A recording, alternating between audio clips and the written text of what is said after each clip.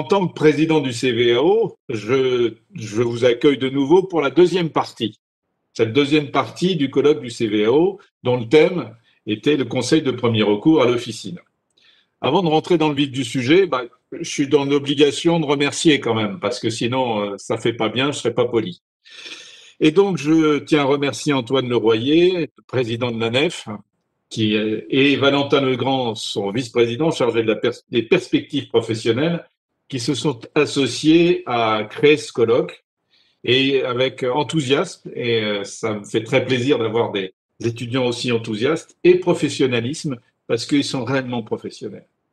Et puis, du professionnalisme et d'efficacité, j'en ai trouvé aussi dans l'équipe de Bécom-Brun, parce que les enjeux sont complexes, et faire du distanciel, c'est pas si facile que ça, et c'est même assez compliqué.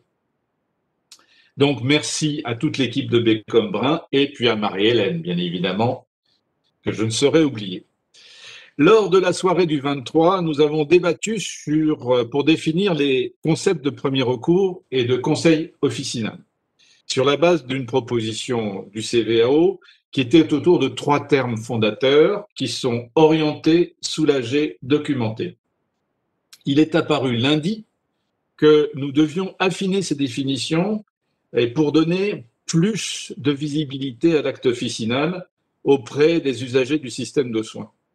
Il est apparu, entre autres choses, parce qu'il y avait eu beaucoup de choses et c'était très riche, que le pharmacien devait s'affirmer comme un soignant, capable d'ouvrir et de rendre visibles des espaces de soins dédiés, par exemple à la vaccination et ou des dépistages.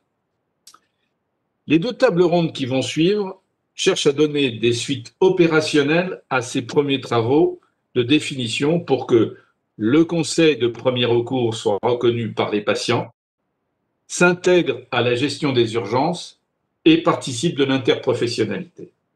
Il est certain que les concepts d'orientation, de soulagement et de documentation auront leur place dans nos débats. Depuis toujours, les colloques du CVAO ont été des lieux de débat, d'accueil et de convivialité. La soirée de lundi a été aussi créatrice d'enthousiasme. Et je pense que l'enthousiasme, nous en avons franchement besoin en ce moment. Je vous souhaite autant d'enthousiasme que nous avons vécu la dernière fois et je vous remercie tous. Pour débattre, et je vais proposer à Marie-Hélène de mettre la première diapositive pour que nous voyions bien les invités, nos invités. Eh bien, pour débattre, nous avons invité Gérard Raymond, Gilles Bonnefond, Philippe Bessé, Antoine Priou, Pascal Gendry et Bertrand Bruix. Je les remercie d'avoir répondu avec bienveillance à notre demande. Et je voudrais vous présenter une pharmacien marocaine qui a considéré que les travaux du CVAO étaient suffisamment intéressants pour en faire de même au Maroc en créant le SMVAO, c'est-à-dire la Société marocaine de valorisation de l'acte officinal. Donc, je vais lui passer la parole pour qu'elle nous explique ce qu'est le SMVAO et quels sont les premiers projets qu'elle a souhaité mettre en œuvre. Aïcha, c'est à toi. Merci mon ami Jean-Michel. Merci, bonsoir à tout le monde. Alors, je suis ravie justement d'avoir rencontré Jean-Michel grâce à mon ami Jacques Buxoro. Et j'ai trouvé que l'approche du CVAO, c'est quelque chose de vraiment qui me tient à cœur. Et j'ai trouvé vraiment très, très intéressant de créer un partenariat avec le CVAO France. Et on a créé la Société marocaine pour la valorisation de l'acte officinal, où nous avons justement dans le comité qui a créé cette société. Il est formé de pharmaciens d'officine, pharmaciens enseignants à la faculté de pharmacie et de médecine et des médecins. Et nous comptons justement dans l'avenir d'avoir avec nous des résidents en pharmacie et pourquoi pas des associations comme ce que fait mon ami Jean-Michel, des associations de patients dans certaines pathologies justement. Alors notre objectif qui va démarrer très très bientôt, c'est de travailler sur le rôle du pharmacien d'officine dans le suivi thérapeutique du patient diabétique, ça nous tient à cœur parce que le diabète, c'est une maladie qui, malheureusement, surtout le diabète type 2 qui s'ignore. Et donc, au Maroc, il y a beaucoup de diabétiques type 2 qui ne se savent pas diabétiques. Donc, on voudrait justement impliquer le pharmacien d'officine au Maroc, de faire un suivi. Et nous allons surtout porter sur le suivi thérapeutique en ce qui concerne le pied du diabétique. Et nous allons faire ce travail en partenariat avec CVAO France et en partenariat avec la faculté, avec des résidents à la faculté de pharmacie à Rabat. Et nous comptons justement démarrer ça très prochainement. Voilà, je vous remercie, je vous souhaite un bon colloque et je suis ravie de participer à ces débats très, très riches. Merci, merci à tout le monde. Donc, Gérard, je te disais que c'était peut-être intéressant aussi dans une histoire précédente de peut-être aider Aïcha à monter un projet qui me semble très intéressant. Bonsoir à toutes et à tous. Effectivement, quand on parle de diabétique et du pied du diabétique, je me sens quelque peu concerné, mais effectivement, je pense qu'il faut dire à Aïcha de se rapprocher de la Fédération française des diabétiques qui pourra peut-être lui donner quelques informations ou quelques conseils sur l'organisation de la prise en charge et de l'entretien avec les patients diabétiques atteints de neuropathie diabétique, bien entendu. Avec plaisir. Pour notre premier débat, Gérard Raymond de France Asso Santé nous fera part des attentes des patients. Gilles Bonnefond et Philippe Bessé interviendront sur ce que peut faire le pharmacien pour désengorger les urgences et rendre leur accès plus efficient. Et Antoine Priou, pharmacien, et Pascal Gendry, président d'Avec Santé, nous engageront vers les voies de l'interprofessionnalité. Et j'ai demandé à Nassim Mekedem, ancien président de l'ANEF et membre du bureau du CVAO, de conclure ce débat. Gérard, on y va. Bonsoir à tous. Je pense que cette crise sanitaire a été un révélateur et un accélérateur. Un révélateur, mais de ce que l'on disait depuis longtemps, nous les patients, que effectivement notre système de santé, plutôt de soins, beaucoup trop cloisonné, ne permettait pas d'avoir un accès facile à un professionnel de santé, que ce soit d'ailleurs pour les patients chroniques, où parfois leur parcours était beaucoup plus et est toujours beaucoup plus un parcours du combattant qu'un véritable parcours fluide, et où que ce soit pour les personnes non atteintes de pathologies chroniques qui, à un moment donné, ont besoin du système de soins et de rencontrer un professionnel de santé. On appelle tout ça les usagers de la santé. Et donc, effectivement, on voit bien que cette crise-là a permis de constater qu'il y avait sur le territoire des acteurs de santé qui pouvaient évidemment venir à notre soutien, que l'on pouvait rencontrer peut-être plus facilement que le médecin généraliste, et qu'il y avait certainement là à réfléchir sur une organisation du premier recours, de l'entrée dans le système de santé, non pas en forme d'entonnoir réservé simplement aux médecins généralistes, mais que d'autres acteurs pouvaient parfaitement bien être là, les premiers conseils, les premiers orientateurs. Et les patients ne s'y sont pas trompés. Ils se sont massivement dirigés, comme ils le faisaient d'ailleurs, mais beaucoup plus peut-être à cette période-là, vers les pharmaciens. Et effectivement, la porte d'un pharmacien peut s'ouvrir sans besoin de prendre rendez-vous, en passant, parce qu'on va faire autre chose. Et effectivement, on a tout de suite là un professionnel de santé. Donc, j'avoue que c'est pour nous cette crise-là qui, au-delà de tous les drames que ça entraîne, ça doit nous obliger à avoir une véritable réflexion sur la réorganisation d'un premier recours avec l'ensemble des acteurs et particulièrement les pharmaciens. Je pense que vos réflexions aujourd'hui sur l'orientation, le soulagement, comment effectivement pouvoir être à l'écoute d'une façon bienveillante des patients, c'est quelque chose qui effectivement ne peut que nous à nous toucher et à nous intéresser.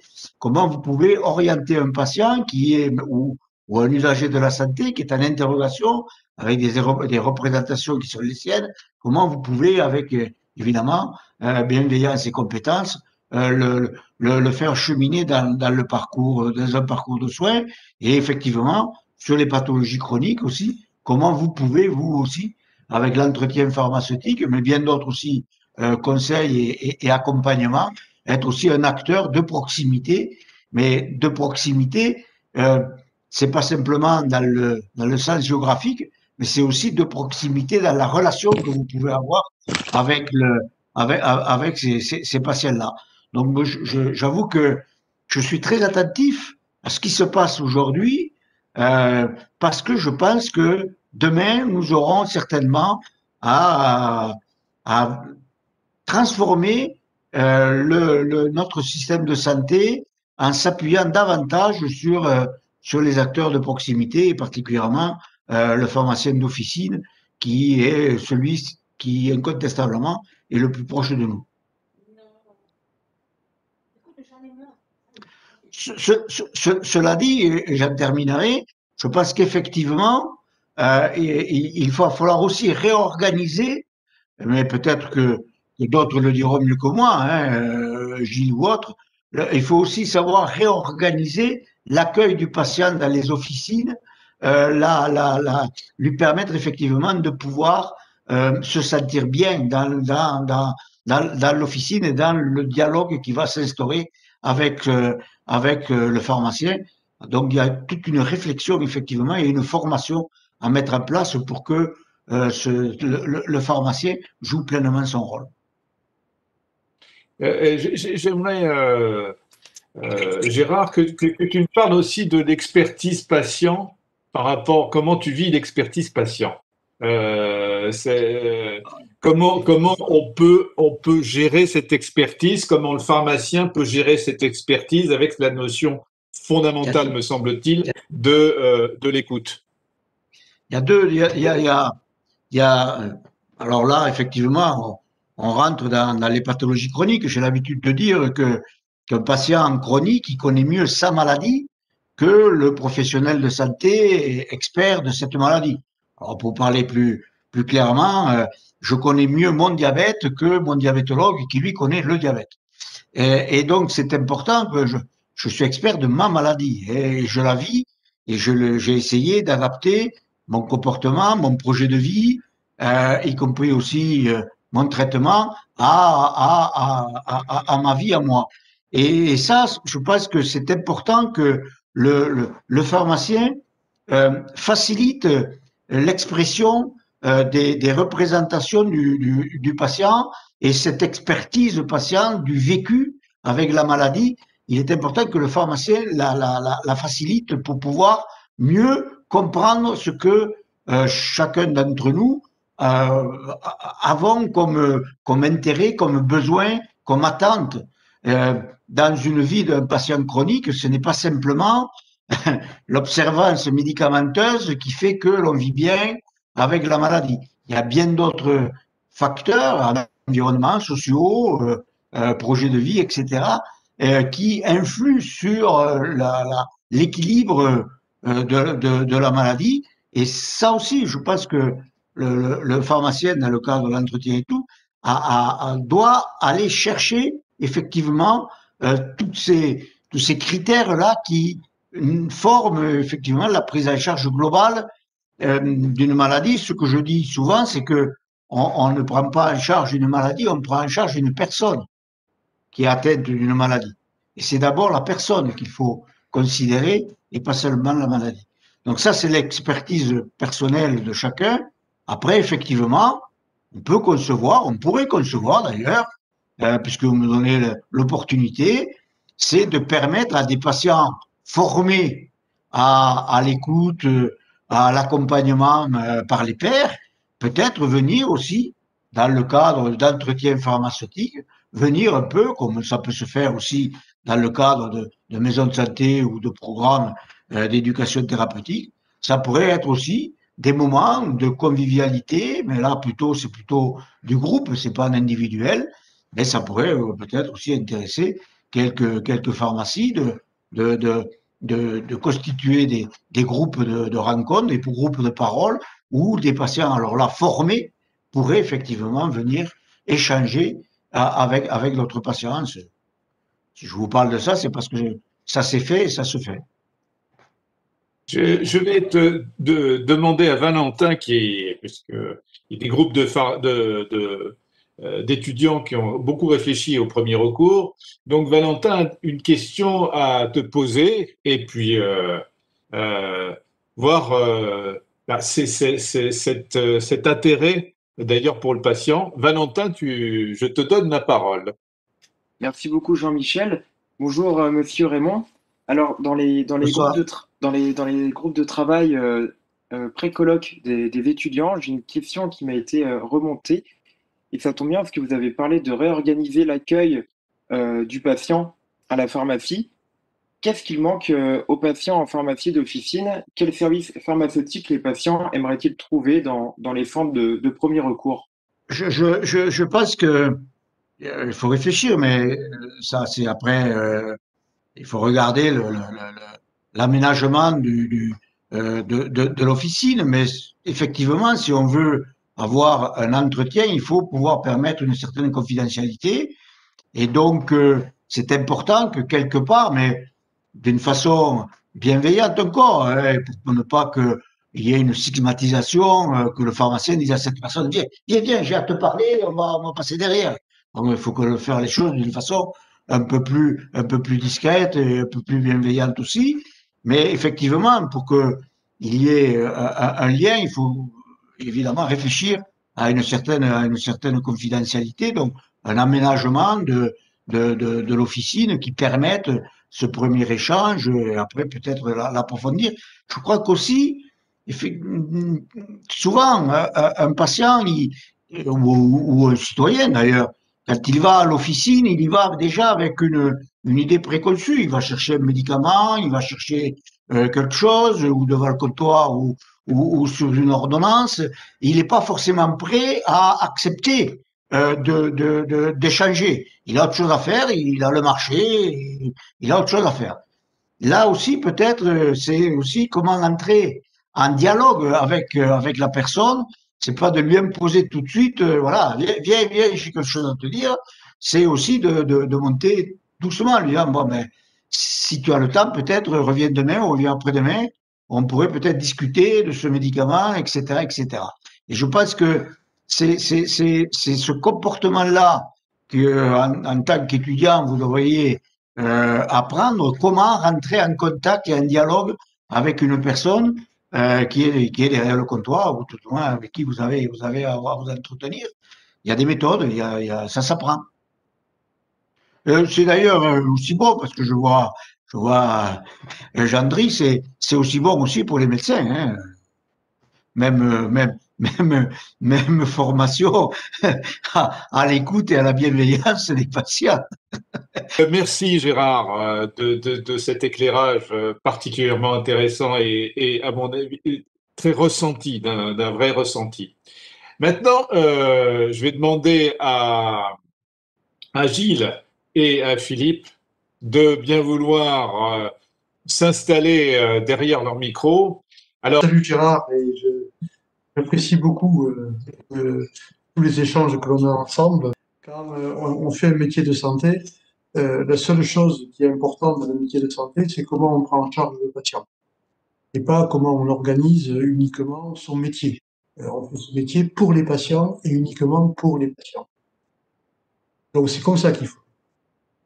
Alors, sur le premier recours, puisque c'est la question, d'abord, bien évidemment, on voit bien que les pharmaciens ont aujourd'hui à leur disposition un certain nombre de médicaments qui peuvent permettre une prise en charge sans avoir obligatoirement une consultation médicale. On appelle le premier recours, mais ce premier recours est un parcours de soins, car on n'a pas besoin de diagnostic médical. Les pharmaciens peuvent prendre une partie de ce travail avec des outils, notamment on a l'électrode-qui permettent d'orienter les patients. Et donc ça, il faut le construire comme un parcours de soins, pas comme un parcours de consommation. Trop souvent, on l'a vu, avec des opérations qui ressemblaient plus à du marketing qu'à des opérations de prise en charge d'un patient qui a des symptômes et que l'on peut prendre en charge à l'officine. On voit que dans tous les pays, c'est ça qui s'organise, à condition bien évidemment d'avoir les arbres de décision qui nous permettent de ne pas passer à côté de quelque chose, d'inscrire ces médicaments qui sont conseillés dans l'historique du patient, le DP et le DMP, et puis d'avoir un échange avec le médecin, au moins sur cet historique, pour s'il doit reprendre le patient en charge par la suite, qu'il sache ce qui s'est passé pendant cette première phase. Et ces parcours ne doivent pas être pénalisants pour les patients.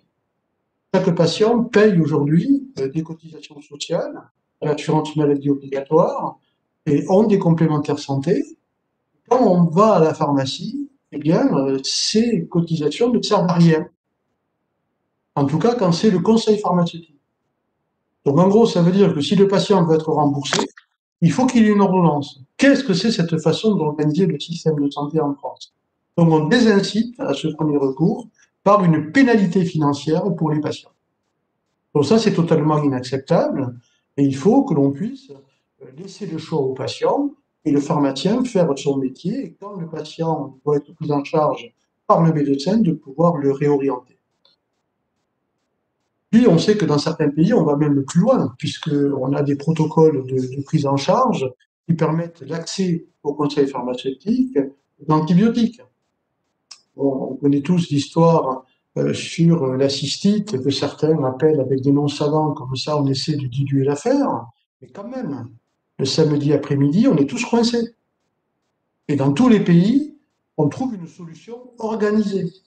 Alors qu'en France, c'est où le médecin prescrit Monuril à renouveler si besoin, alors bravo la consultation pour le si besoin, ou alors le pharmacien se retrouve coincé et fait passer l'antibiotique sous le comptoir. Qu'est-ce que c'est cette façon de travailler? Donc ça, il faut que ça s'arrête parce que voilà, le pharmacien a fait le choix du patient et pas le choix du commerce, et c'est très clair. Et on le voit depuis les 3 dernières années, l'orientation très claire qui est prise par la profession et les défis qu'elle a réussi à relever. Bien sûr, on a tous les outils nous permettant de faire du dépistage et de la prévention. Ça évolue très très vite. On l'a vu sur les tests antigéniques, on l'a vu sur la vaccination contre la grippe. Voilà, les pharmaciens ont vacciné 33% des patients. C'est pile un tiers. Voilà, il y en a autant pour les médecins, autant pour les infirmiers. Il n'empêche qu'on a facilité le parcours du patient qui voulait se faire vacciner. Et puis là, je trouve détestable de sentir qu'il va falloir se battre pour que les pharmaciens puissent participer à la vaccination contre la Covid. Où certains commencent à dire « Ah ben non, ça ne peut être que les médecins. Bonjour le goulot d'étranglement. Ça va être formidable. Encore un grand raté dans l'organisation du système de soins. » Ensuite, il y a toute la partie du suivi du patient chronique, pour permettre à ces patients d'être mieux pris en charge dans le cadre de la coordination avec le médecin, avec l'infirmier, avec le partage d'informations, avec des outils modernes, la messagerie sécurisée qui permet d'alerter quand quelque chose ne va pas, et puis, comme le disait Gérard, les entretiens pharmaceutiques, dans des espaces de confidentialité où on prend le temps de parler de son traitement, de parler de ses problèmes, de parler aussi d'autre chose que de son traitement, et d'améliorer l'adhésion au traitement, et de permettre au patient aussi de mieux comprendre son traitement et d'avoir une position encore plus autonome et plus en recul par rapport à sa pathologie et à ce qu'il doit faire et à ce qu'il choisit de faire, puisque à la fin, c'est lui qui va choisir de comment il se prend en charge. Le tout, c'est qu'il ait pu partager les informations au moment où il en avait besoin. La sortie hospitalière, on voit bien qu'elle n'est pas organisée. Et franchement, les gens sortent de l'hôpital sans avoir averti ni le médecin, ni l'infirmier, ni le pharmacien. Ça aussi, c'est de l'organisation toute simple du système de santé où on met les patients en danger, tout simplement parce que les acteurs sont mis sous pression sans être avertis et sans avoir pu s'organiser. Donc cette relation, cette coordination est absolument indispensable. Et puis, vous voyez, quand on déroule cette pelote, ça correspond aux besoins des patients. Et le dernier besoin qui va être très important, et je finirai là-dessus, c'est la perte d'autonomie. C'est bien que le vieillissement de la population va être un enjeu stratégique majeur. Et bien là, ce n'est ni le médecin, ni le pharmacien, ni l'infirmier, ni n'importe quelle autre profession de santé inventée à l'occasion d'un projet de loi qui va pouvoir faire le boulot. C'est une coordination, une coopération, une complémentarité entre les différents acteurs. Et si on ne fait pas cette complémentarité, on passera à côté de la prise en charge des personnes âgées, du vieillissement et de la lutte contre la perte d'autonomie. Donc, bien évidemment, ça permettra de lancer la prochaine séance sur la coordination, mais c'est absolument indispensable. Et je crois que les discours que l'on entend parfois, qui sont des discours purement corporatistes, presque parfois un petit peu revanchards, ne sont plus à la hauteur du défi de l'organisation du système de santé et du défi des crises que l'on rencontre aujourd'hui parfois dans ce système de santé. Donc, je vais passer peut-être la parole maintenant à Philippe. On reparlera peut-être un peu, parce que il y avait cet élément sur les urgences, mais je pense que Gilles, tu en as un peu parlé du fait que la capacité à orienter plus facilement pour des pathologies et flécher vers le pharmacien pour des pathologies qui sont des pathologies passagères, donc qui ne méritent pas de passer par les urgences. En attendant, par rapport à ce que vient de dire Gilles, Gérard, est-ce que tu as des commentaires qui pourraient nous ouvrir les chakras, comme dirait l'autre? Oui, un qui va faire plaisir à Gilles, je suis pas sûr qu'on s'oriente vers une vaccination massive des vaccins anti-Covid et que j'ai l'impression, d'après ce que j'ai cru entendre, qu'on passait effectivement par le goulot d'étranglement du médecin généraliste. Mais bon, nous sommes que dans des réflexions préliminaires. Bon, on verra bien quand tout cela arrivera. Mais c'est juste entre renseignements entre amis, c'est juste pour vous avertir. Ensuite, effectivement, je pense que ce que dit Gilles est extrêmement important. Je pense qu'il faut donner des moyens aux pharmaciens de pouvoir aussi, entre guillemets, prescrire des médicaments sans être obligé de s'en référer à d'autres. Il faut lui donner, c'est un professionnel de santé, il faut le considérer comme étant un professionnel de santé. Pour tout cela, que ce soit fait d'une façon transparente, bien régulée, etc. Et que vous parliez tout de suite aussi des urgences, eh bien, je pense que avant d'aller aux urgences, tout citoyen pourrait, soit à distance, parce que on n'a pas encore évidemment évoqué les entretiens, les consultations ou les échanges que nous pourrions avoir aussi à distance. La preuve, on le fait là et on n'en parle même plus, mais ça marche.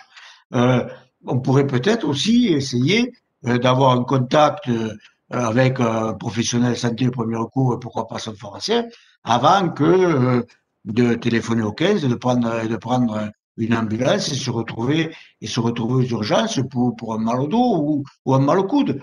Donc je pense que ça aussi c'est important. Ça fait partie aussi de l'éducation de l'ensemble de chaque citoyen à aussi mieux connaître les offres que peuvent lui apporter l'ensemble des acteurs dans la proximité.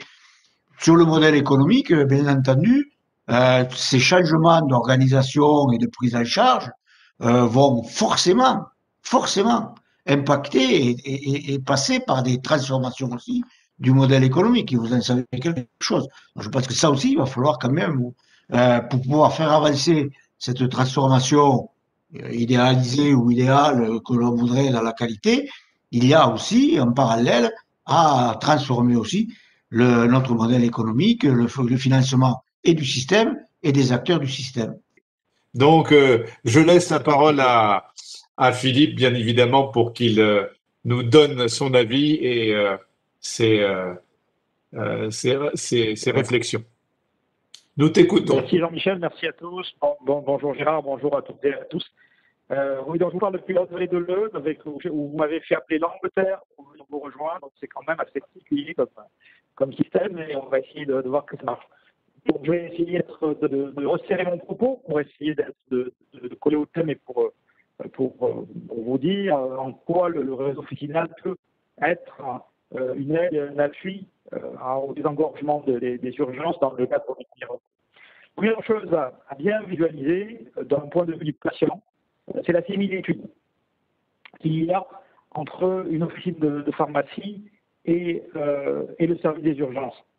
La similitude, c'est que c'est un lieu de santé identifié dans lequel on peut aller quand on veut et où on trouve un professionnel de santé qui va répondre aux questions qu'on lui pose. Ça, c'est la première similitude. Et ça s'appelle les soins non programmés. Donc, c'est une organisation du soin qui est pratique pour le patient, et c'est pour ça qu'on pense à la pharmacie d'officine en relais des urgences pour certaines choses. La deuxième chose, et c'est le travail que vous avez mené, par contre, au CVAO, et qui est un travail qui a été mené dans beaucoup de pays, et qui a été mal mené en France, c'est d'identifier quelles sont les causes, l'ensemble des motifs pour lesquels le patient pourrait légitimement aller à l'officine, et l'ensemble des motifs pour lesquels le patient pourrait légitimement aller à l'hôpital.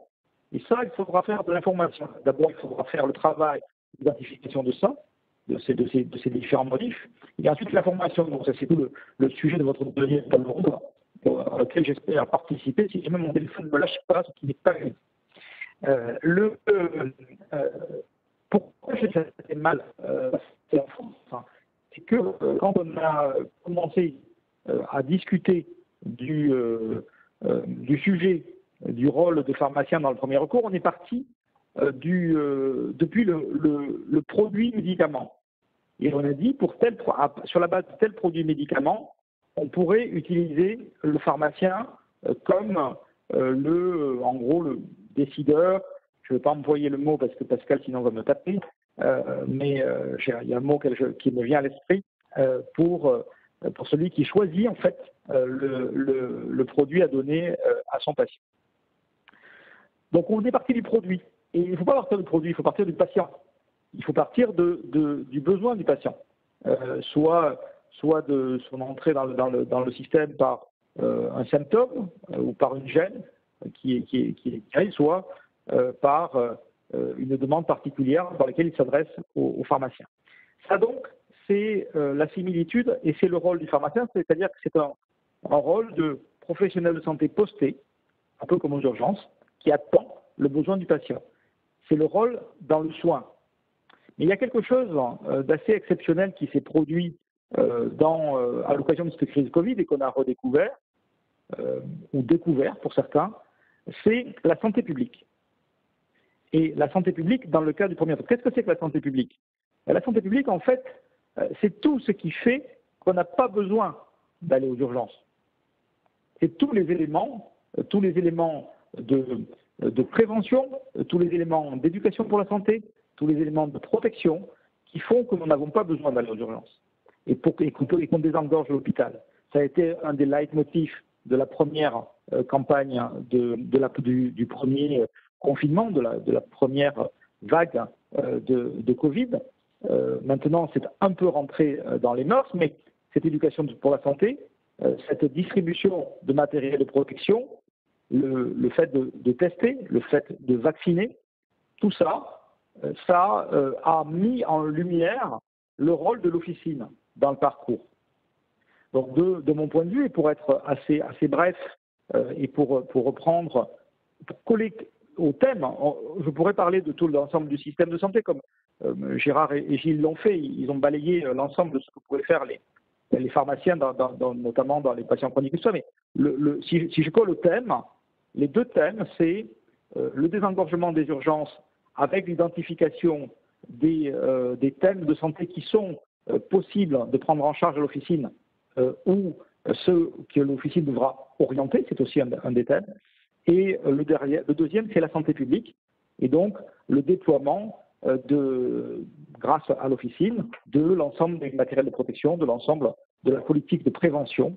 Je milite, comme vous savez, enfin vous m'avez déjà entendu dire ça à plusieurs reprises, sur un rendez-vous de prévention. Ce rendez-vous de prévention, pourrait être assumée d'ailleurs par plusieurs soignants, pas forcément que le pharmacien, bien sûr.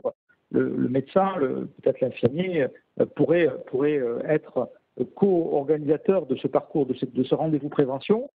Et de mon point de vue, il faut se servir du nouveau calendrier vaccinal. Enfin, il est plus nouveau maintenant, il a plusieurs années, mais du nouveau calendrier vaccinal qui nous permet d'identifier 3 âges de la vie, 25 ans, 45 ans, 65 ans, comme étant l'âge du rappel du vaccin notamment tétanique. Mais vous vous souvenez tous des carnets de santé d'ailleurs qu'on avait tous perdus et de l'impossibilité de se souvenir exactement de l'année dans laquelle on avait fait le vaccin. Maintenant, c'est plus simple, c'est 25 ans, 45 ans, 65 ans. Pourquoi ne pas mettre en œuvre un rendez-vous prévention à ces 3 âges de la vie qu'on remplirait à 25 ans, on ne dit pas la même chose qu'à 45 ans et qu'à 65 ans. À 25 ans, on rentre dans le parcours de soins. Donc, on explique à la personne, donc au jeune homme ou à la jeune femme, comment se passe le parcours de soins. On vérifie qu'elle a un médecin traitant, par exemple, à cet âge-là. On s'assure qu'elle sait tout ce qu'elle doit savoir sur la santé sexuelle.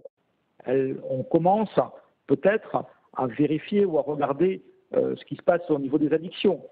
On dépiste quelques pathologies parce que certains jeunes ne savent pas qu'ils ont un terrain, par exemple pour le diabète ou pour d'autres pathologies.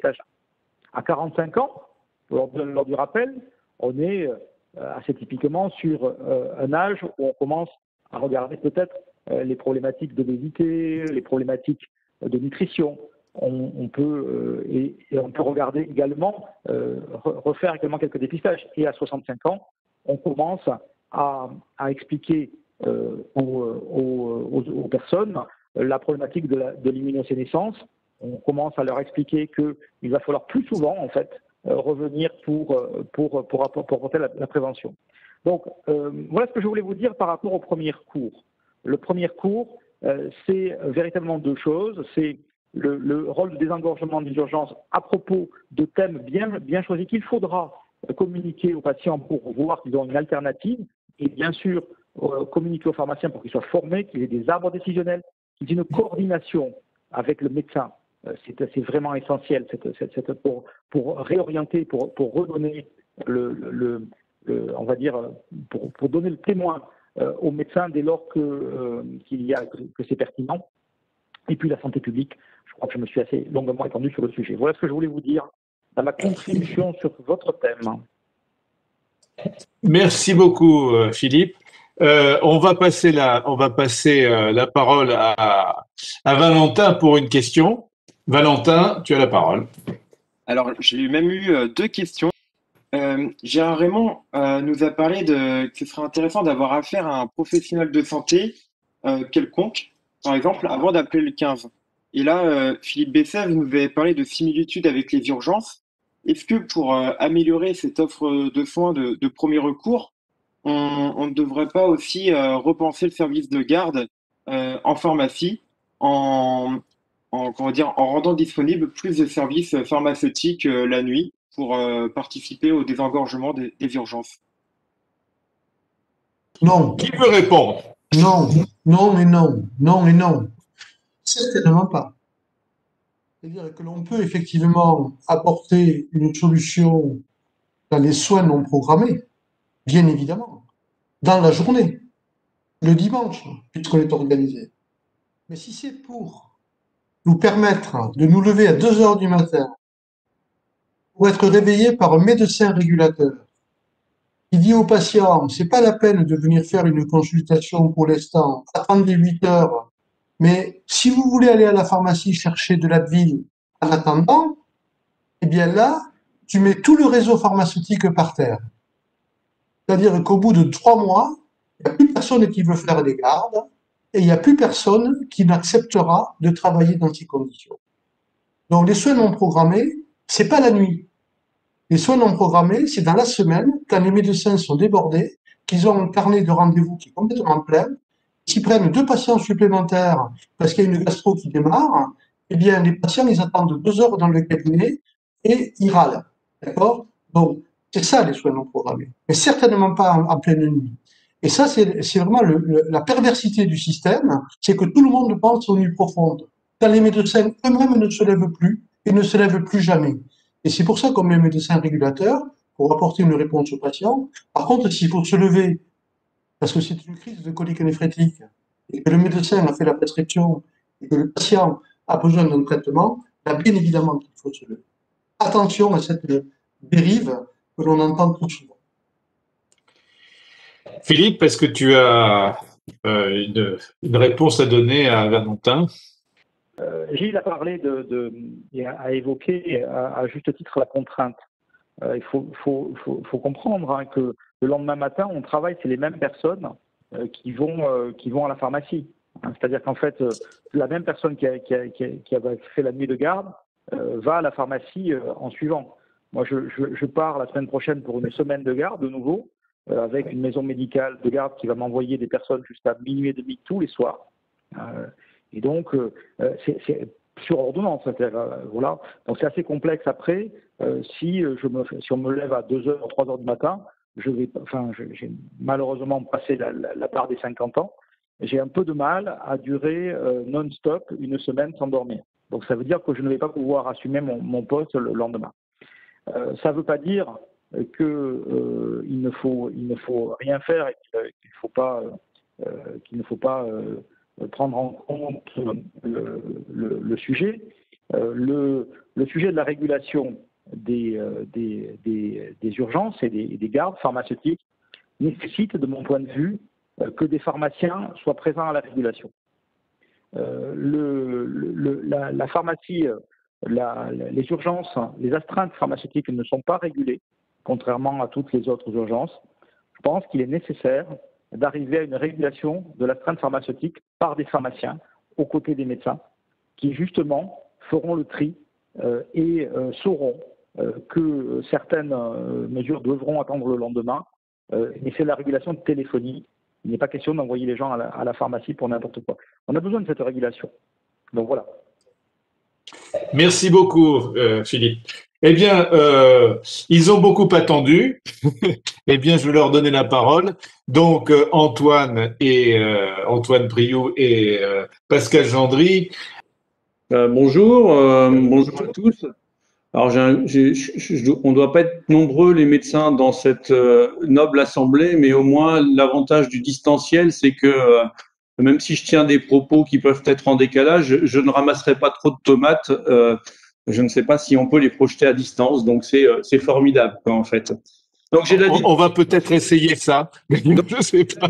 J'ai la liberté de parole, donc en fait c'est royal, quoi, en fait.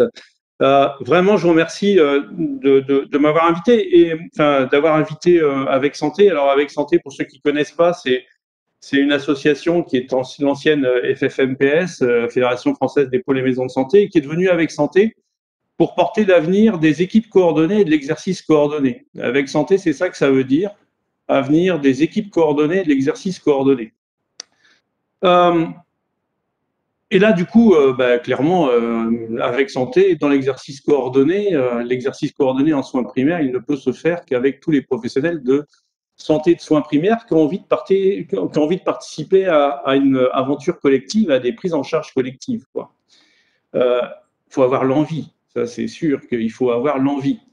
Travailler en équipe, c'est pas forcément simple tous les jours. Et quand on est professionnel de soins primaires, je crois qu'on a tous, quelle que soit notre profession, médecin, pharmacien, infirmier, kiné, orthophoniste, etc., on a tous un but, un objectif commun qui est celui de l'amélioration de la santé et puis aussi l'amélioration des soins des patients et de la population dans lequel on vit. Et pour y arriver, il y a deux éléments qui semblent majeurs, deux éléments essentiels et qui sont complémentaires et qu'on confond souvent, c'est celui de la pluriprofessionnalité et celui de l'interprofessionnalité. Et ces deux éléments, même s'ils peuvent être, ils peuvent sembler synonymes, ils ne sont pas du tout synonymes, ils sont vraiment complémentaires. Et quand on parle de pluriprofessionnalité ou d'interprofessionnalité, ça veut dire aussi qu'on se place dans une position qui est difficile, qui est différente de celle de la substitution. Et je crois que c'est important que chaque professionnel de santé, de soins primaires, soit dans son champ de compétences, apporte sa compétence à une prise en charge et ne se substitue pas aux uns aux autres. Et en soins primaires, c'est quelque chose d'important, et c'est peut-être comme ça que on va arrêter de tirer la couverture des uns ou des autres et de continuer ce combat de corporatisme qui nous empoisonne tous. On le voit même par la crise Covid, qui est un révélateur aussi de ce qui nous reste à faire pour travailler ensemble.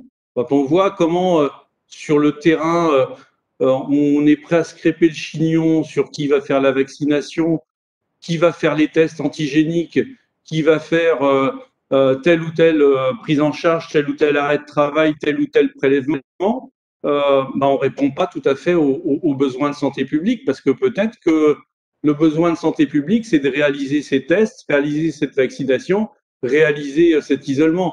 Peu importe qui le fait, du moment qu'on y arrive, quoi, en fait, puisque c'est la mission de santé publique. Une fois qu'on a dit ça, je crois qu'il faut, dans les soins primaires, c'est bien qu'on remette le pharmacien dans son champ de compétences et dans son rôle propre, et il faut qu'il l'assume auprès du patient et des habitants, ce rôle propre, celui de conseil dont vous avez parlé, celui de délivrance de médicaments, de dispositifs, de matériel, et celui d'orientation. Et ça, c'est important que chaque professionnel de soins primaires respecte bien ce rôle propre du pharmacien, qu'il soit bien perçu par le patient et qu'il soit bien perçu aussi par l'ensemble des professionnels de soins primaires ou de deuxième recours d'ailleurs. Ça, c'est le rôle propre. Le médecin généraliste a son rôle propre, l'infirmière a son rôle propre, l'infirmière de pratique avancée aura son rôle propre, l'orthophoniste a son rôle propre, chacun a son rôle propre. Mais par contre, ce dont on a besoin, et ça, je pense qu'on n'a pas encore beaucoup parlé aujourd'hui, mais de plus en plus, dans nos prises en charge de plus en plus compliquées des patients, ces pathologies chroniques qui explosent, ces crises sanitaires qui vont se développer, ce vieillissement de la population et cette fragilité, cette précarité qui est aussi importante, on n'y arrivera pas tout seul, les uns de chaque côté, dans chaque profession. On y arrivera collectivement. Et la création d'équipes de soins primaires s'impose. Et qu'est-ce qu'on attend du pharmacien dans une équipe de soins primaires? C'est qu'il apporte sa compétence spécifique, celle qui va donner une plus-value à la prise en charge du patient. Et qu'est-ce qu'on attend dans cette prise en charge du patient en équipe? On a plein d'exemples. Par exemple, dans le bilan de médication. Ce bilan de médication, il est utile pour qui? Il est utile pour le patient, avec une relecture, un regard pharmaceutique. Il est utile pour le médecin, il est utile pour l'infirmière, il est utile pour la prise en charge complète du patient. Et ça, c'est quelque part, c'est pas un autre professionnel de santé qui peut apporter cette compétence, c'est bien le pharmacien qui peut apporter cette compétence à l'équipe au bénéfice de l'amélioration de la prise en charge de l'équipe. Les protocoles. Protocoles en équipe.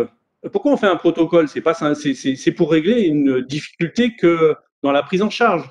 La gestion des fameux AVK. C'est pas par plaisir qu'on crée un protocole. Par contre, si dans un protocole en équipe, le pharmacien qui va assurer l'éducation thérapeutique connaît effectivement l'objectif à atteindre de l'INR et que c'est déterminé dans le cadre d'un protocole, on voit bien le bénéfice collectif dans la compréhension par le malade de l'objectif qu'on va avoir sur sa prescription de Préviscan. Et ça, clairement, c'est un objectif collectif au service d'une amélioration. On parle beaucoup, là, vous avez beaucoup parlé des urgences et des protocoles et des soins non programmés. Est-ce qu'on va faire des soins non programmés chacun de son côté? Les pharmaciens ont effectivement des soins non programmés auxquels ils sont soumis, les médecins aussi, les infirmières.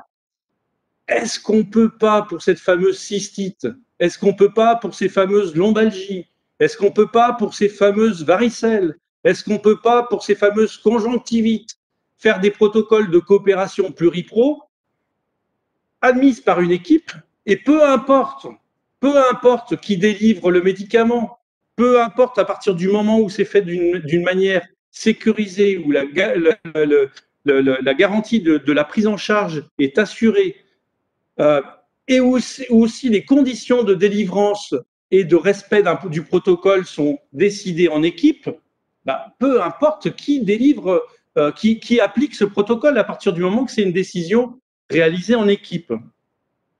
Dans le cadre de l'éducation thérapeutique, bah, le pharmacien, il a un rôle, l'infirmière, elle a un rôle. Regardez le diabétique, Gérard il le sait bien. C'est pas qui va faire l'éducation thérapeutique? L'éducation thérapeutique, elle est forcément pluriprofessionnelle. Le pharmacien, il va apprendre au patient à utiliser son stylo ou son lecteur de glycémie, mais l'infirmière va aussi contribuer à régler les doses d'insuline et appliquer un protocole ou utiliser le matériel. Et le médecin, il va aussi être là pour voir si le protocole et l'éducation a bien été perçus par le patient. C'est un objectif collectif, pas chacun de son côté. On est dans de la prise en charge globale et le pharmacien a son rôle pour améliorer la prise en charge du patient. Qu'est-ce qu'on attend aussi du pharmacien dans une équipe? Ben, on attend sa compétence aussi pour améliorer la performance de l'équipe. Et on voit le bien dans l'évaluation des traitements, dans la production de données, dans la formation, dans les vigilances. Le rôle, votre compétence, plutôt qu'elle soit exercée de manière monoprofessionnelle, elle ne peut pas être mise au service d'une équipe. Il est important de repérer les patients diabétiques et de voir ceux qui ne sont pas équilibrés. Mais il est aussi important d'avoir ce relais face à ces patients non équilibrés pour qu'ils aient une meilleure éducation. Et là, le pharmacien, il a un rôle. Mais ça doit être fait dans le cadre d'une équipe. Et enfin, dernier niveau dans lequel le pharmacien a un rôle majeur, mais pas isolé, c'est son rôle dans les organisations territoriales, les fameuses CPTS. Là aussi, les pharmaciens ont un rôle, mais pas un rôle individuel. Ils ont un rôle pour apporter leur pierre à la collectivité. Et vous savez bien que vous avez un rôle, notamment dans le lien ville-hôpital. C'est vous qui êtes au centre de la délivrance des ordonnances, oui, y compris le vendredi soir, très tard le soir, ou la délivrance du matériel, dans la continuité aussi de ce matériel qui est nécessaire pour le maintien au domicile. Et là, on voit que la compétence du pharmacien est nécessaire. Le rôle du pharmacien dans la gestion de la crise Covid et l'alimentation en matériel, la gestion des stocks, la fourniture des EPI, et la cohérence aussi dans, par exemple, la réalisation des tests antigéniques sur un territoire, ben on voit bien le rôle du pharmacien, mais s'il a une attitude isolée, eh ben on va à la catastrophe dans la compréhension de la stratégie de dépistage. Si c'est fait dans une coordination territoriale où les acteurs se reconnaissent du qui fait quoi et pourquoi on fait ci ou ça, on peut peut-être apporter chacun notre pierre à l'édifice et améliorer un peu nos performances. Donc oui, le pharmacien a un rôle majeur dans la structuration et dans l'efficience des soins primaires, mais je pense que nous pensons avec Santé qu'il ne peut pas le faire seul. Mais comme le médecin généraliste ne peut pas le faire seul, comme l'infirmière ne peut pas le faire seul. Et vivement l'ambition des pharmaciens d'investir nos équipes de soins primaires. On vous attend. Eh bien, c'est sur cette attente qu'on va poser la question à Antoine Priou. Donc, je m'appelle Antoine Priou, je suis pharmacien, président d'une association qui s'appelle Papillon, qui œuvre dans la recherche et développement en soins de premier recours sur le parc naturel régional du plateau de Millevaches, et j'ai prêté allégeance avec Santé. On a 4 axes. L'innovation organisationnelle, le fait de travailler au sein d'une équipe. Donc, les pharmaciens sont dans les CISA, dans les sociétés interprofessionnelles de soins ambulatoires, et autre axe de travail, on travaille en coopération entre pharmaciens sur ce territoire-là. Voilà, il y a 5 petites pharmacies qui travaillent ensemble. Ensuite, on innove dans les pratiques professionnelles. C'est-à-dire que les pharmaciens, aujourd'hui, portent des projets d'expérimentation inspirés l'un par PharmaSuisse, que sont ce qu'on appelle les cercles de qualité médecins-pharmaciens, où des pharmaciens viennent, on va dire, travailler avec les médecins sur le bon usage des médicaments, où on analyse la manière dont les médecins prescrivent et on essaye, en discutant avec eux, de les faire évoluer vers des prescriptions qui soient plus appropriées, afin de diminuer l'iatrogénie médicamenteuse, par exemple. On travaille aussi sur la place d'un pharmacien expérimentateur plutôt avec un profil clinicien qui puisse accompagner sur des dossiers très peut-être poussés, très techniques, des médecins qui seraient en demande ou des patients qui seraient en demande. Autre axe, l'innovation numérique, on a notre propre prototype de logiciel de gestion d'officine, ce qui fait une très très très grosse différence parce qu'aujourd'hui, on est dans un monde qui se numérise et malheureusement, les pharmaciens n'ont pas forcément les outils adaptés à leur ambition. Et le fait d'avoir la capacité d'innover d'un point de vue de l'outil numérique est aujourd'hui fondamental. Et puis dernier point, celui d'innovation sociale. On travaille avec des patients, des citoyens du territoire dans des démarches de démocratie en santé de proximité afin de les intégrer à la rédaction, à l'animation de notre projet de santé. Alors, voilà le panorama du territoire. On est en zone de moyenne montagne. Notre maison de santé est ce qu'on appelle une maison de santé multisite. Donc la maison n'est ni nécessaire ni suffisante. C'est ça qu'il faut comprendre. C'est vraiment la notion d'équipe qui importe avec les outils que nous utilisons qui sont des outils partagés. Et 5 petites pharmacies qui tendent à travailler ensemble. Mais là-dessus, on a aussi des difficultés parce que nous n'avons pas de structure juridique adaptée aujourd'hui à cela. Alors, par rapport à l'enjeu de cette soirée, Jean-Michel, la question de l'évaluation des risques afin d'orienter, la question de proposer, la question de mesurer, soulager, documenter dans le cadre des équipes de soins coordonnés, qu'est-ce que ça peut donner? Un pharmacien dans la CISA, il a accès au logiciel partagé. Ça veut dire qu'il a accès au planning de la structure. Et c'est ça le point le plus fondamental du parcours. Un parcours de soins, c'est un professionnel de santé qui est capable d'orienter le patient vers un autre professionnel de santé qu'il connaît afin de prendre en charge ce patient-là collectivement. Donc là, je vous ai fait une petite capture d'écran d'un logiciel. Aujourd'hui, vous voyez, c'est le planning d'un des médecins avec qui je travaille sur la commune de Bugeat. Donc j'ai accès à son planning et il y a certaines zones, ici les zones qui sont en rouge, qui sont libres, qui sont destinées à l'accueil des soins non programmés. Donc si demain j'ai un patient qui rentre dans mon officine, qui manifeste des plaintes, des symptômes, qui nécessite une prise en charge médicale par un médecin généraliste plutôt qu'aller aux urgences. Donc là, effectivement, il faut avoir les compétences et s'être mis d'accord en équipe à savoir comment est-ce qu'on va orienter. Et ben, je peux d'entrée de jeu, tout seul comme un grand, prendre un rendez-vous pour ce patient-là et éventuellement commencer à discuter, à chatter avec le médecin de la structure parce qu'on a des systèmes de chat sécurisés qui sont très agiles.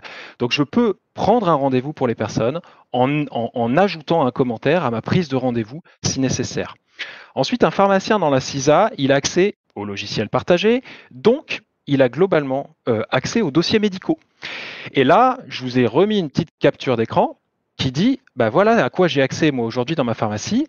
J'ai les pathologies et les traitements en cours en haut à gauche, j'ai le mode de vie avec certains déterminants de santé, j'ai les antécédents, et puis ici, j'ai ce qu'on appelle le journal du patient, où j'ai tout ce qui s'est passé ces derniers mois, ces dernières années, et dans notre équipe, on a fait le choix, avec les médecins, d'ouvrir l'intégralité des données afin de ne pas, on va dire, restreindre l'initiative du pharmacien dans ce qu'il pourrait faire via cet accès au dossier médical.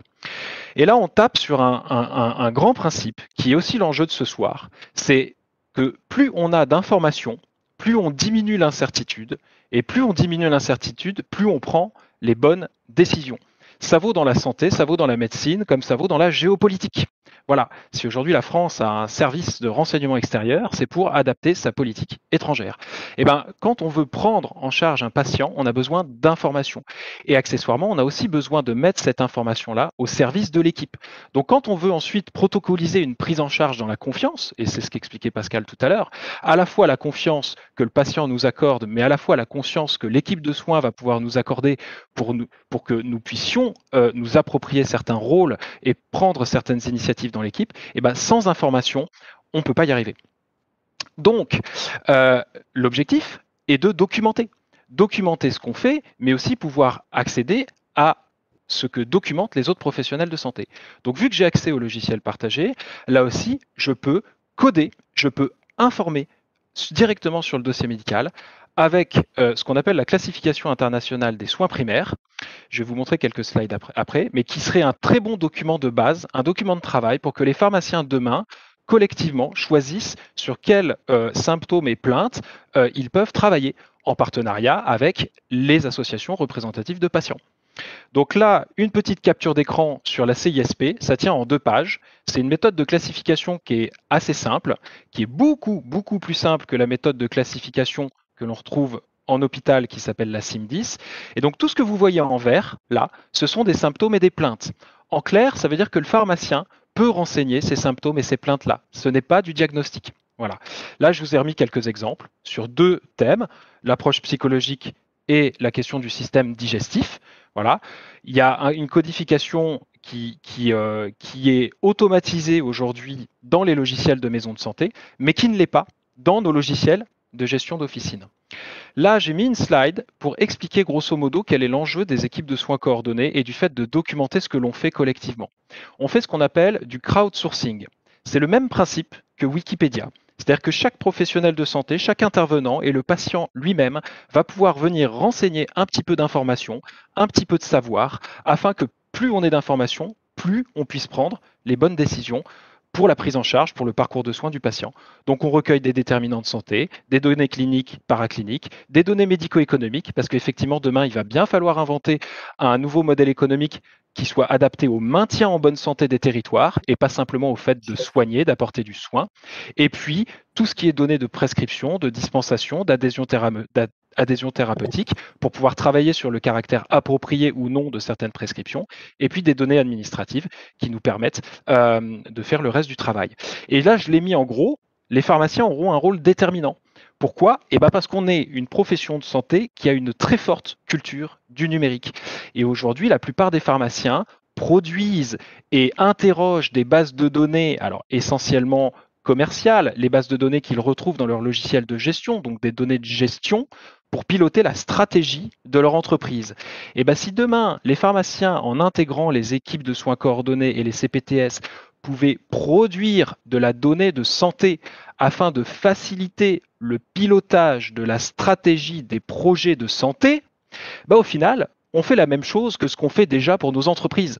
C'est juste qu'on est en train de changer les mots. Voilà. Et pour ça, il faut des exemples. Et donc, le fait de documenter les demandes de premier recours à l'officine peut être un très bon point de départ pour demain aider à structurer des informations qui soient vraiment au service de l'équipe de soins coordonnés. Le principal frein, je le répète, c'est qu'aujourd'hui, les pharmaciens, ils utilisent des logiciels de gestion d'officine, à défaut de logiciels de gestion de parcours de soins pharmaceutiques. Aujourd'hui, nous n'avons pas les outils de nos ambitions. Voilà. Et il faudrait que ces outils-là soient de préférence intégrés ou à minima interopérables avec ce que j'appelle moi des logiciels de gestion du risque en santé communautaire, qu'on appelle dans le monde des maisons de santé les systèmes d'information partagée, mais au final, ce sont plutôt des logiciels qui nous permettent de piloter notre projet de santé, parce qu'on va pouvoir structurer de l'information qui va nous permettre de faire de la démarche qualité dans le temps, c'est-à-dire savoir d'une année sur l'autre, est-ce qu'on a amélioré la prise en charge de nos patients diabétiques ou pas, est-ce que nos protocoles sont efficaces, pertinents, est-ce que nos séances d'éducation thérapeutique ont porté leurs fruits, etc., etc. Et j'ai mis quelque chose qui est « les choses vont bientôt bouger », tout simplement parce que le logiciel, le prototype que nous avons développé n'a absolument pas vocation à être commercialisé. Par contre, la preuve de concept que nous avons faite est en train d'être reprise par un éditeur de logiciels de gestion d'officine. Et c'est ce concept-là, nous allons le mettre avec l'association Papillon sous forme de contenu Creative Commons. C'est-à-dire que nous allons mettre ce nouveau paradigme-là dans le bien commun. Je vous donne un dernier exemple et ensuite j'ai terminé. Pendant la crise Covid, le fait de requêter une base de données, ça nous a permis de faire ça. On a interrogé notre base de données, plus de 75 ans, ou polymédiqués et isolés, parce qu'on est sur un territoire qui a des contraintes géographiques fortes. On a un logiciel qui nous permet d'avoir une vision du parcours de soins prédictive, c'est-à-dire que si Madame Michu vient tel jour, il est fort probable que dans 28 jours, parce qu'il n'y a que 28 comprimés dans sa boîte de médicaments, elle revienne nous voir. Donc on a inventé un logiciel qui permet d'avoir une approche prédictive et personnalisée des parcours de soins pharmaceutiques. On a traduit ça d'un point de vue logistique et factuel dans notre pharmacie. Donc on a une gestion de stock qui est totalement nouvelle, que personne d'autre en France, si ce n'est Olivier Priou qui est là ce soir, n'utilise. On a mis ça dans des petites barquettes nominatives, donc on a une gestion de stock personnalisée, qu'on a pu mettre en période Covid dans une petite armoire, qu'on a mis dans un véhicule, et on a pu aller délivrer, dispenser directement au domicile des patients de manière prédictive les traitements, parce que Pascal, les tomates ne sont pas dématérialisables, les médicaments non plus. Donc la téléconsultation avec la pharmacie, ça marche pas. Ce qui nous a permis, en allant faire de la dispensation massive à domicile, d'aussi documenter le mode de vie des gens. Est-ce que vous avez de quoi acheter à manger? Est-ce que vous avez Internet pour éventuellement faire une téléconsultation? Est-ce que vous avez des symptômes? Comment est-ce que vous vous sentez? Et ces données-là, on a pu les mettre au service de l'équipe. Et accessoirement, on a même placé les petits points de manière extrêmement précise sur la maison des gens avec l'outil cartographique, de sorte que si le pharmacien se retrouve covidé, eh ben, il peut passer le relais éventuellement à un autre pharmacien qui ne connaît pas le territoire. Donc j'espère avoir suffisamment étayé mes propos pour vous faire comprendre quelle était l'importance du fait de produire des données et de les mettre dans un pot commun, de les mettre en équipe et de l'importance qu'il y a, et je te remercie Jean-Michel de travailler ça avec le CVAO et la NEF, de demain faire en sorte que les pharmaciens documentent ce qu'ils font. Voilà. Côté étudiant, donc j'ai une question qui en plus entrecoupe avec celle d'Arthur Pirot posée dans le chat. Vous m'entendez bien? Oui, oui, on t'entend. Donc c'est une question côté étudiant qui est remontée par finalement des constats pendant leur stage. Comment appliquer les protocoles de dispensation dans l'état actuel? Donc c'est aussi la question d'Arthur Pirot. Quelles questions, Monsieur Gendry et Antoine, vous pourriez donner pour faciliter cette application de protocole? Alors, sur les protocoles de coopération sur les soins non programmés, c'est ça? Alors, c'est vrai que ces protocoles de coopération soins non programmés, ces 6 protocoles qui ont été réalisés qui ont été proposés à l'HAS et puis validés et puis même publiés par arrêté, sont des protocoles qui concernent 6 circonstances et qui s'appliquent dans le cadre d'équipes d'exercices coordonnés. Et donc, en fonction de telle ou telle situation et du protocole, le diagnostic peut être porté, enfin le diagnostic et puis la réponse de l'équipe est faite soit par le pharmacien, soit par l'infirmière, soit par le kiné. Et donc, avec une facturation qui est réalisée à l'équipe et réorientée après aux professionnels en fonction de règles qui ont été déterminées par l'équipe. Est-ce que c'est clair?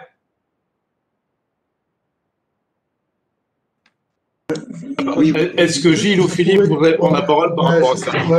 J'aimerais bien compléter. D'abord, moi, merci Pascal d'être là. Tu vois, tu n'as pas pris de tomates et tu as bien insisté sur le fait qu'il faut que l'on travaille ensemble. On travaille de façon isolée, c'est d'ailleurs ce qu'on reproche parfois aux médecins. Donc, il est évident que si l'infirmier et le pharmacien continuent aussi de travailler isolés, tout ce qu'on dit n'a aucun sens. Et c'est pas comme ça qu'on arrivera à améliorer la prise en charge des patients en soulageant le travail des uns et des autres et en le rendant complémentaire. Par rapport aux 6 protocoles que tu viens d'évoquer, c'est vrai que d'abord, merci de l'effort et de l'avoir initié. Mais c'est un peu restrictif. Quand tu as une prise en charge d'une personne qui a des douleurs, une cystite, un samedi, ça ne peut pas se cantonner uniquement centre de santé ou maison de santé. On voit bien que ce cas-là, s'il est protocolisé, peut arriver à tout moment. Le tout, c'est que le passage de l'information puisse se faire auprès du médecin traitant qui prend en charge régulièrement cette personne. Donc il faut bravo pour l'initiative, mais il va falloir aller très rapidement plus loin. Puis, ce qui est intéressant aussi dans les protocoles, c'est de faire pas que les protocoles d'en charge d'urgence, mais les protocoles d'accompagnement des patients chroniques. Et comment on fait pour améliorer la prise en charge d'une personne qui a une hypertension simple et qu'il va falloir surveiller pendant toute l'année? Qui surveille? Est-ce que c'est uniquement quand il revient au cabinet médical, parce que l'ordonnance est là tous les 3 mois, ou est-ce que ça peut être le pharmacien au moment du renouvellement du traitement, ou l'infirmière si elle intervient à domicile? Qu'est-ce qu'on fait pour la prise en charge d'un patient diabétique qui peut être parfois stabilisé, parfois pas stabilisé? Quel protocole, quel élément de surveillance on met en place et quel outil informatique, comme le disait Antoine, permet de faciliter, de tracer et de montrer à quel moment a été fait tel acte de surveillance et quelle décision a été prise, quelle confirmation par le médecin a été apportée pour avoir cette traçabilité. Je pense que c'est en faisant ça qu'on arrivera. La réponse, c'est vraiment, justement, cette protocolisation, ça se fait au sein d'une équipe avec des professionnels qui ont envie de travailler ensemble et qui sont d'accord pour travailler ensemble. Et qui le font aussi, d'ailleurs, dans l'intérêt du patient, et que ce soit bien lisible aussi pour le patient, qu'on applique un protocole qui est vraiment conçu en pluripro avec les informations qui garantissent une sécurité d'application du protocole. Et ça, je pense que c'est extrêmement important qu'au niveau qualitatif et au niveau de sécurisation du protocole, on soit très clair là-dessus. On ne fait pas n'importe quoi. C'est vraiment un protocole de coopération. Et donc, c'est avec des professionnels qui coopèrent au sein d'une équipe. Donc, on est bien dans le cadre d'une coopération et comme je disais tout à l'heure, on est vraiment dans l'interprofessionnalité, quoi, en fait. On s'est mis d'accord ensemble pour établir une stratégie, y compris dans des situations de soins non programmés ou des situations de pathologie chronique. Mais avec l'accord du patient et une visibilité claire du patient que l'équipe s'est mise d'accord pour assurer telle ou telle prise en charge. Sur la coopération et la coordination des acteurs, c'est quelque chose qui est indispensable. On l'a évoqué tout à l'heure. Et l'outil numérique est un formidable outil pour pouvoir travailler en équipe. Faut-il encore qu'effectivement ce soit bien établi et bien formaté, et que cela soit fait aussi dans une véritable co-construction, en donnant véritablement du sens à l'ensemble de ces outils. Bien sûr que demain, et déjà dès aujourd'hui, l'outil informatique est un formidable moyen de pouvoir mieux travailler, mieux aborder la santé, les relations entre l'ensemble des professionnels de santé et le patient. Et je pense que c'est dans cette voie-là qu'il nous faut travailler, mais avec effectivement toujours la même réflexion. Et ça a été dit, on voit bien les débats, il n'y a pas à se confronter les uns par rapport aux autres, c'est toujours donner du sens à ce métier qui est certainement, pour vous tous, un des plus beaux métiers. C'est celui de soigner et de soulager les gens. Je suis très favorable, évidemment, aux équipes de soins et aux professionnels qui veulent travailler ensemble dans les maisons de santé ou dans les pôles comme ceux qui nous ont été présentés. Mais ça ne peut pas être la généralité, ça ne le sera jamais. La grande majorité des gens ont besoin d'une forme de coordination autre pour les soins non programmés. Alors, ce qu'il faut retenir là-dedans, c'est que, évidemment, en revanche, il faudra modifier l'outil informatique. L'outil informatique, le poste de travail du pharmacien doit absolument évoluer, et ça a été dit, et je le répète, il faut évidemment que l'ensemble, que des protocoles nationaux soient intégrés dans les logiciels métiers. Il faut que la communication soit fluide depuis le poste de travail vers les professionnels pour faciliter ça avec une coordination au sein d'une coordination nationale. C'est vraiment certains patients auront la chance d'être outillés dans des équipes, dans des lieux où c'est possible, parce que géographiquement c'est possible. Mais nous ne pouvons pas avoir soit le Graal, soit rien du tout. Donc il faut que nous puissions mettre en œuvre une coordination pour tous qui permette aux pharmaciens, aux médecins, à l'infirmier de dialoguer au sein de l'outil informatique sans structure. Et peut-être qu'un jour, petit à petit, on arrivera à créer cette structure. Pascal, ce que je dis n'est pas antinomique avec les structures. Moi, je les appelle de mes voeux. Mais on n'y arrivera pas. Le terrain, c'est ça. On n'y arrivera pas demain à avoir l'ensemble des professionnels sous cette forme-là au service des patients. Et il faut, en revanche, qu'on aille beaucoup plus vite dans le service des patients. Donc, ça veut dire qu'il faut, excusez-moi l'expression, mais il faut botter le cul aux informaticiens et modifier notre façon de travailler pour que ce soit simple et pour que ce soit possible. Je salue quand même nos différents messieurs et intervenants qui nous font l'honneur d'être présents autour de cette table, ce qui montre, c'est important de le souligner, le crédit et l'importance que vous accordez à la NEPF et au CVAO, mais également comme quoi on ne s'est pas trompé aussi en décidant de placer le premier recours comme étant l'élément essentiel de nos échanges lundi soir et ce soir. J'ai pris pas mal de notes, près d'une 4 pages, mais je vais sauter beaucoup de choses parce que vous avez été bavard et c'est tant mieux parce que c'est vous les intervenants principaux de cette table ronde. Et je vais aller directement un petit peu à l'essentiel et éviter de faire quelques rappels et contextualiser le pourquoi du comment.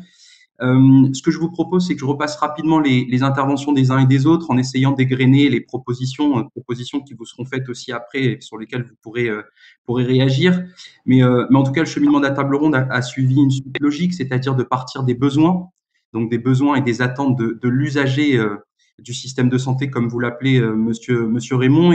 Et dans vos propos, ce qui est important et ce qui est essentiel, c'est que ces usagers-là placent le pharmacien, et la crise l'a confirmé ou l'a révélé pour certains, comme étant l'acteur capital pour l'orientation dans le système de santé, dans le système de soins.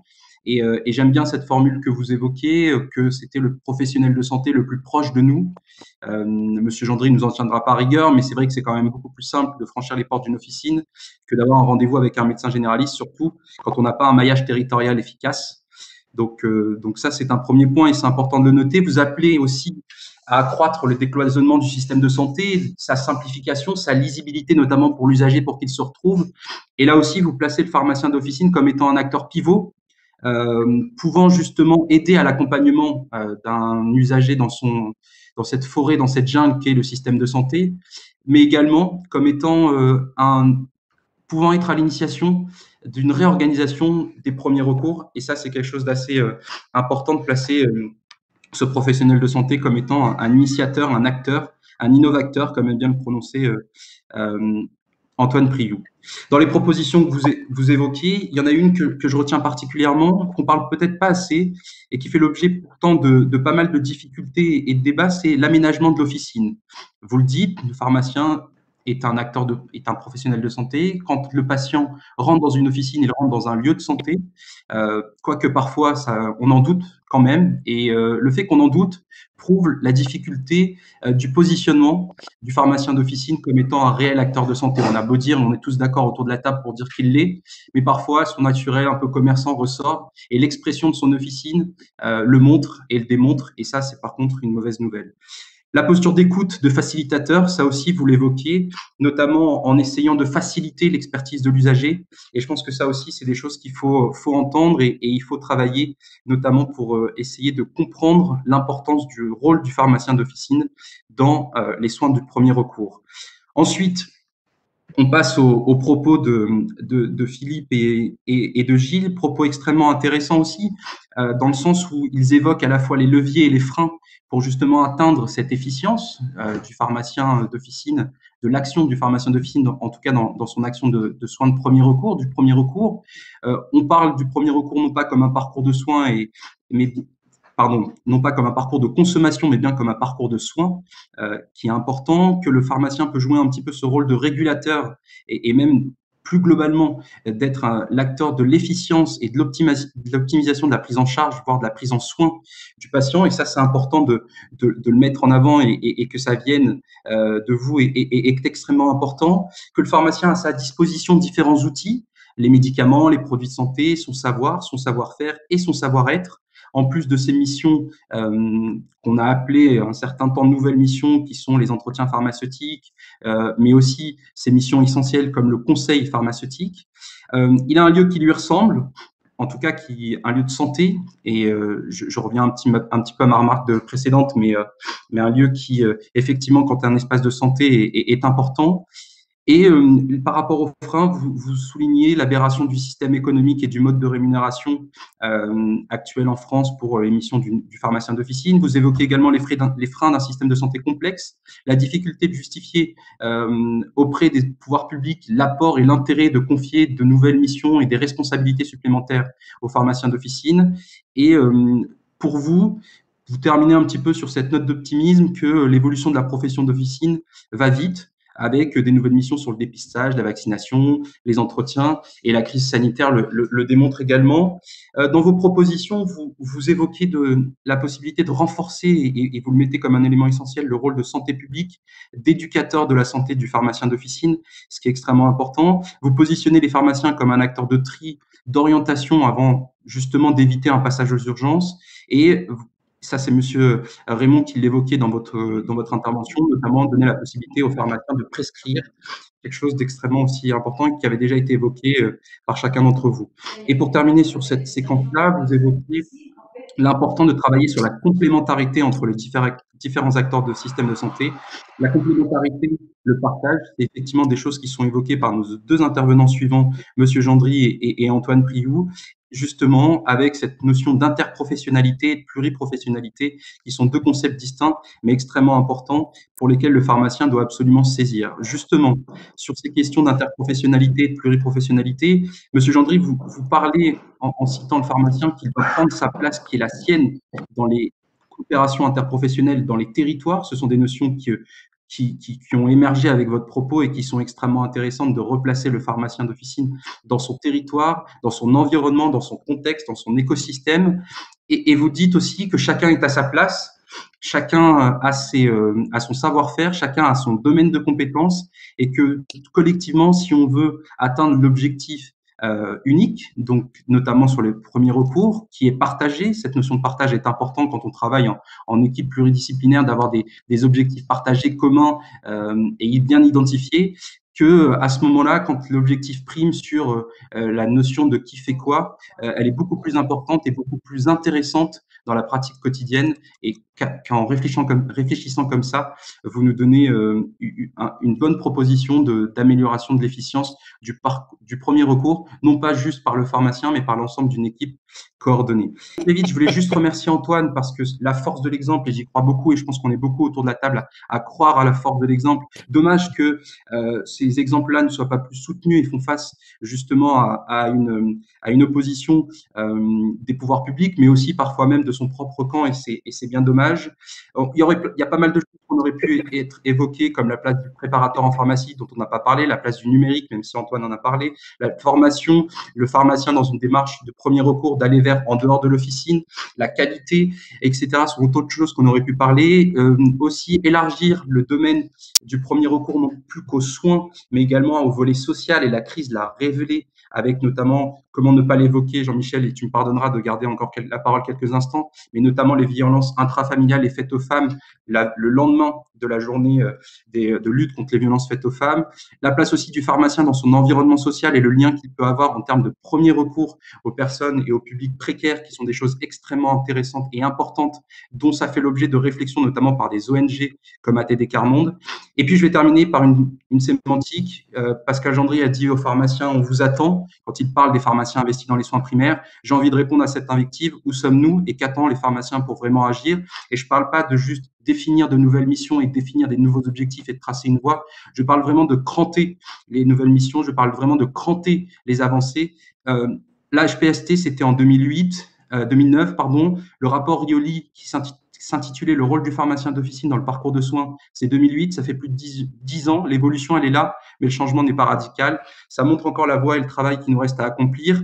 Là aussi, ça pose des questions de comment, aujourd'hui, on représente les pharmaciens, comment aussi on discute avec les pouvoirs publics, notamment sur la possibilité de donner le droit aux pharmaciens de faire. Ça, on sait le faire, on sait très bien le faire, mais on fait rarement la chose la plus importante, c'est comment accompagner le pharmacien pour faire et pour bien faire. Il existe des structures qui essayent, mais se pose la question de rassembler tous les acteurs autour de cet objectif principal et capital, non pas pour nous, mais plutôt pour avoir un pharmacien du premier recours efficient pour le bien du patient.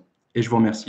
Alors, nous allons passer directement, et je vais demander à Antoine Levoyer de me rejoindre. Nous allons animer la deuxième partie, la deuxième table ronde, en accueillant par là même Bertrand Bruix.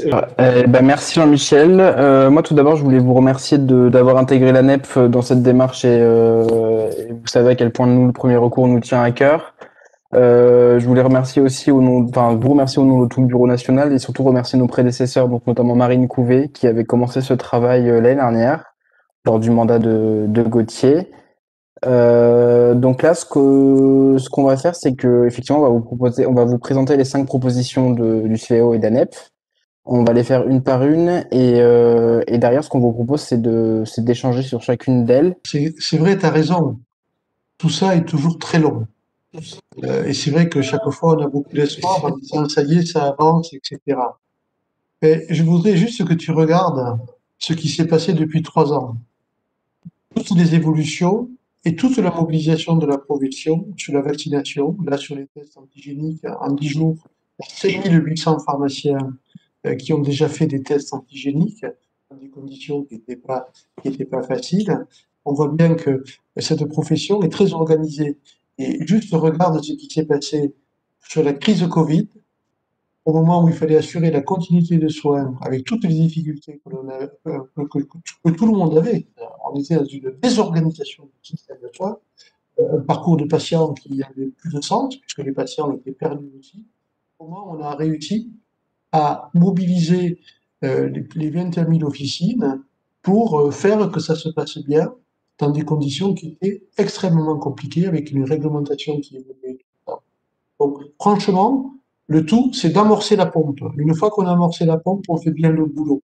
Et tu verras que on va continuer à cranter tout ce qu'on a fait depuis ces dernières années. Et puis, un point qu'a évoqué Gérard et qui est passé totalement inaperçu, c'est de dire le bon usage du médicament. Il y a le bon usage des médicaments quand on est payé à la boîte, c'est assez difficile. Par contre, le bon usage des médicaments, quand on est rémunéré à l'honoraire, plutôt lié à l'acte de dispensation, là, ça devient un petit peu plus compatible. Tant qu'on n'avait pas fait ça, on manquait de crédibilité. Là, ça commence à venir. Alors, du coup, la proposition numéro 1, elle se compose de 2 points. Donc, le premier, ce serait d'établir la liste des demandes sans ordonnance ou des requêtes primaires. Et le deuxième, de différencier les demandes d'un médicament ou d'un produit de santé de celles d'une demande de conseil pour une plainte. Jean-Michel, je ne sais pas comment vous voulez qu'on fonctionne. Est-ce qu'on interroge directement ou est-ce que quelqu'un des intervenants souhaitait répondre à ça? J'aimerais bien que Gérard réponde à ça parce qu'en fin de compte, et lui, comment il ressent ça, Gérard? La proposition CVAO ANEF.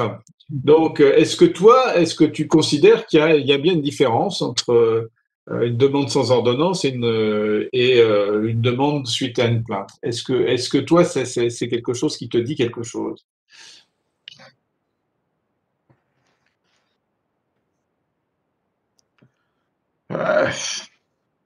Évidemment qu'il y a une requête primaire. C'est quand même. Après, j'ai un peu de mal à différencier les deux. Hein. Qu'est-ce que vous attendez sur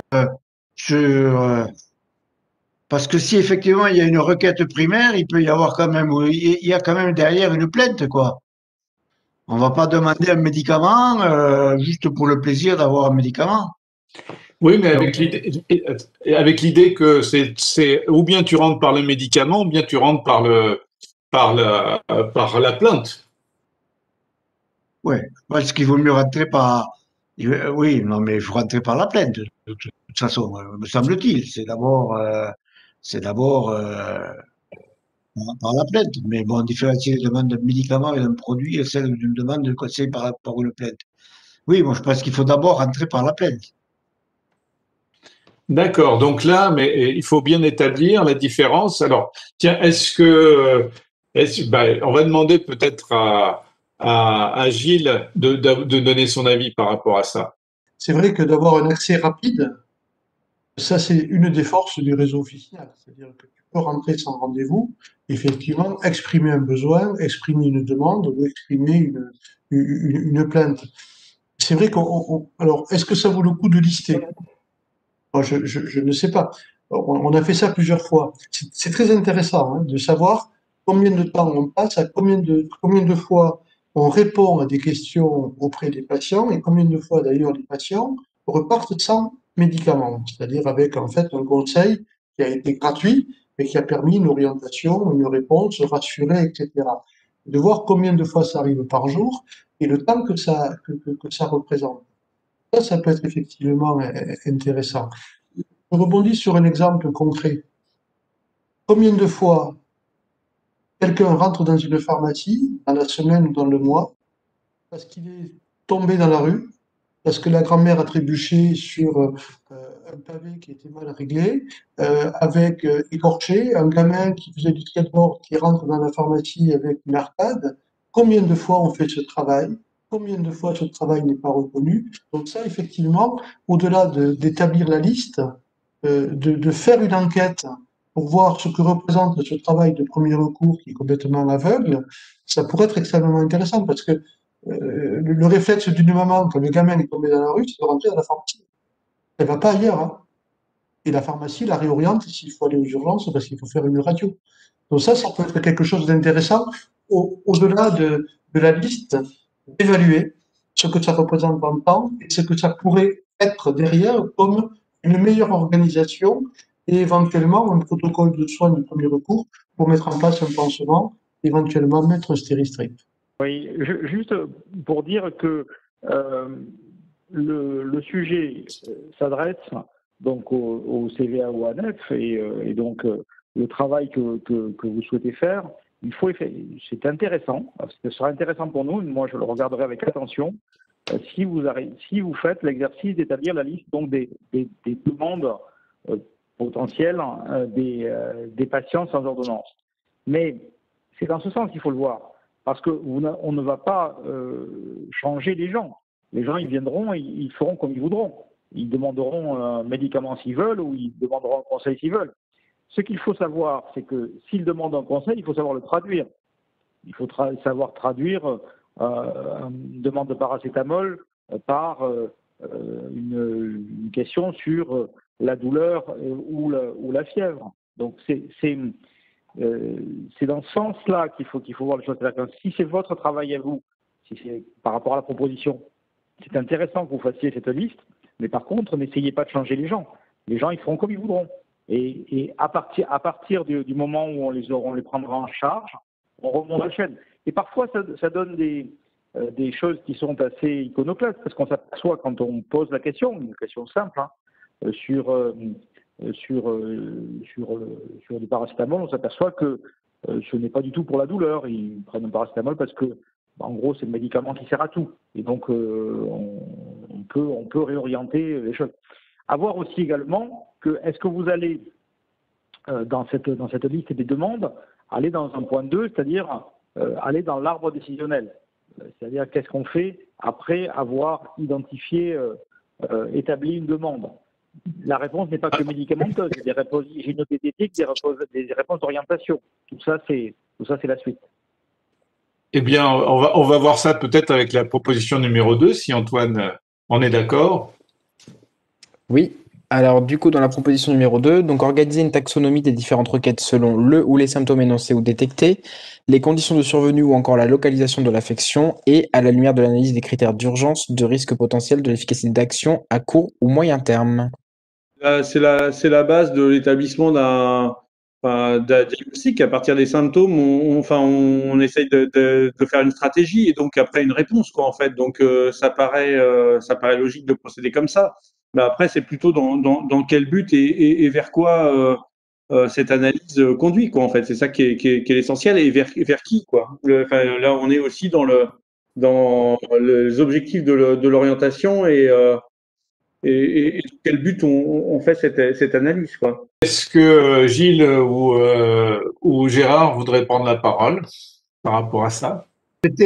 C'était ma réaction avant que Pascal le dise. Ça ressemble à un diagnostic, hein, et donc effectivement, après c'est un processus, voilà, de diagnostic. Mais encore une fois, voilà, ça va être les compétences des autres et pour quel but. Mais c'est bon, le processus me paraît logique. Ouais. En fait, juste, Jean-Michel, pour moi, c'est pas un diagnostic. C'est-à-dire, c'est une orientation de diagnostic. C'est-à-dire que peut prendre en charge parce qu'il n'y a pas besoin de diagnostic médical. Donc là, on sait faire. Un mal à la gorge, une migraine, infection cutanée, on fait ça tous les jours. Et après, c'est aussi l'orientation. C'est-à-dire que si on peut pas prendre en charge, ou si on détecte, chose simple, hein, vous voyez, c'est le quotidien des pharmaciens. Quand vous avez quelqu'un qui commence à se mélanger dans les médicaments, qui revient plus tôt pour renouveler son traitement, alors qu'il a eu son traitement complet il y a 15 jours. Ça, c'est le genre de choses, de demandes que l'on peut percevoir. Et là, on voit bien qu'il y a quelque chose qui ne va pas. Et là, c'est tout l'intérêt de la coordination. C'est de dire, attention, danger, il est en train de se tromper, ça veut dire qu'il se passe quelque chose. Qu'est-ce qu'il a fait de ses médicaments? Est-ce il en a trop pris? Est-ce qu'il perd complètement certains repères? Et donc là, tout l'intérêt de pouvoir réorienter et d'avoir la possibilité de réorienter au bon endroit. Bien sûr, il y a le médecin traitant, et après, il y a d'autres services. Donc, c'est vrai que la pharmacie, c'est un lieu où on entend beaucoup de choses. Le tout, c'est que cette écoute, elle soit la plus en capacité immédiatement d'apporter une réponse ou d'apporter une orientation. Et on voit bien que le pharmacien ne peut pas tout faire, il ne sait pas tout, il ne sait pas ce qui se passe sur le médico-social, parfois sur son secteur, alors que la personne n'arrive plus à se faire à manger.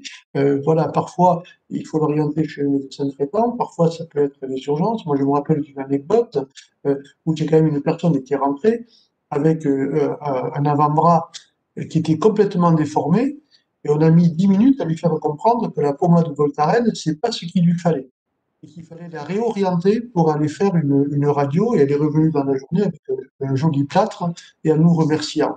C'est aussi ça le quotidien des pharmaciens. Donc, mais par contre, il faut qu'on puisse apporter, au-delà de la détection des symptômes, comment on s'organise pour avoir la réponse la plus rapide et la plus performante en s'appuyant sur les autres acteurs du secteur. Je vais me permettre de prendre la parole par rapport à ça. Effectivement, pour nous, cette organisation de cette taxonomie qui part du symptôme, c'est bien évidemment pour orienter et savoir si on prend en charge parce que c'est quelque chose de passager, c'est une symptomatologie qui est passagère, ou bien c'est une symptomatologie qui a des conséquences graves. Effectivement, ça, c'est là où on voit la difficulté de dire orientation par rapport à diagnostic. Et à mon avis, et là j'irai dans le sens de Gilles, je pense qu'il faut vraiment créer ce vocable d'orientation et en donner tout le contenu. Peut-être qu'on va passer à la troisième proposition. Oui, pas de souci. Du coup, pour la proposition numéro 3, donc faciliter la documentation et l'information des autres acteurs de soins lorsque le pharmacien choisit d'orienter, c'est-à-dire créer un code ACT pour les principales prises en charge, qu'elles soient de premier recours ou de premier secours, pardon, favoriser la création d'un centre de collecte de l'ensemble des actes d'orientation et déterminer les critères d'accès à un honoraire d'orientation. Je voudrais dire aux étudiants, à l'ensemble de la nef, que là, on a besoin de vous au moment des stages, avec ce que vous faites à la faculté et l'organisation, pour que ce que vous allez faire en officine en 6e année, et j'espère avec l'INDES, nous permette de faire de la recherche en soins primaires. Comme d'ailleurs nos confrères médecins, avec les étudiants en médecine, font de la recherche en soins primaires. Et nous, on a besoin aussi de cette recherche en soins primaires. Qu'est-ce que l'on pourrait faire pour améliorer les prises en charge? Ça peut être bien sûr la prise en charge des patients chroniques, comment on améliore, mais ça peut être également le premier recours, mais avec une traçabilité, une codification des actes. Je pense que ça peut être très intéressant pour l'avenir de faire ces recherches avec vous et avec la faculté à l'occasion de votre présence en officine pendant la 6e année. Alors, j'aimerais avoir l'avis de notre politique, Bertrand Bruix, sur cet élément-là, parce qu'il y a un aspect où on a marqué honoraire d'orientation en fonction de l'application de critères d'accès à un honoraire d'orientation, parce que tout ce travail nécessite une réflexion et puis une prise en charge, disons, plus politique. Bertrand, je vous laisse la parole. Merci pour cette invitation. Alors, en fait, ce que je constate, c'est que j'avais beaucoup de choses à dire sur la table numéro 1. Je vais essayer de faire en fait une prise de parole et ça sera la seule que je ferai. Mais ça sera à mi-chemin entre la table numéro 1 et la table numéro 2, si vous me permettez. Je vous en prie. Bon, moi, j'ai trouvé en fait que toutes les propositions qui ont été faites sur la table numéro 1, toutes les suggestions sont bien évidemment passionnantes, intéressantes et montrent combien les professionnels sont aujourd'hui mobilisés. Moi, il y a 3 mots qui m'ont fait beaucoup de bien à l'oreille, c'est coopération, complémentarité et coordination. Je pense qu'aujourd'hui, il est indispensable d'être en capacité de faire en sorte que tous les professionnels puissent se parler. L'outil essentiel aujourd'hui, mais pas exclusif, c'est les CPTS. Et c'est au travers de ces CPTS que vous allez pouvoir faire de la politique, mais j'ai envie de dire au sens noble du terme, c'est-à-dire vous parler, définir des protocoles, c'est la raison d'être des CPTS, et dans ce cadre-là, adopter des pratiques communes localement qui vous permettent de coller au plus près du terrain. J'ai bien évidemment été très sensible aux propos de M. Gendry et de M. Priou, et plus particulièrement encore sur les propos de M. Priou concernant la mise en place de logiciels de gestion de parcours. C'est essentiel parce que bien sûr qu'il y a le fond, mais il y a aussi la forme. Et c'est la forme qui va permettre de stabiliser les structures.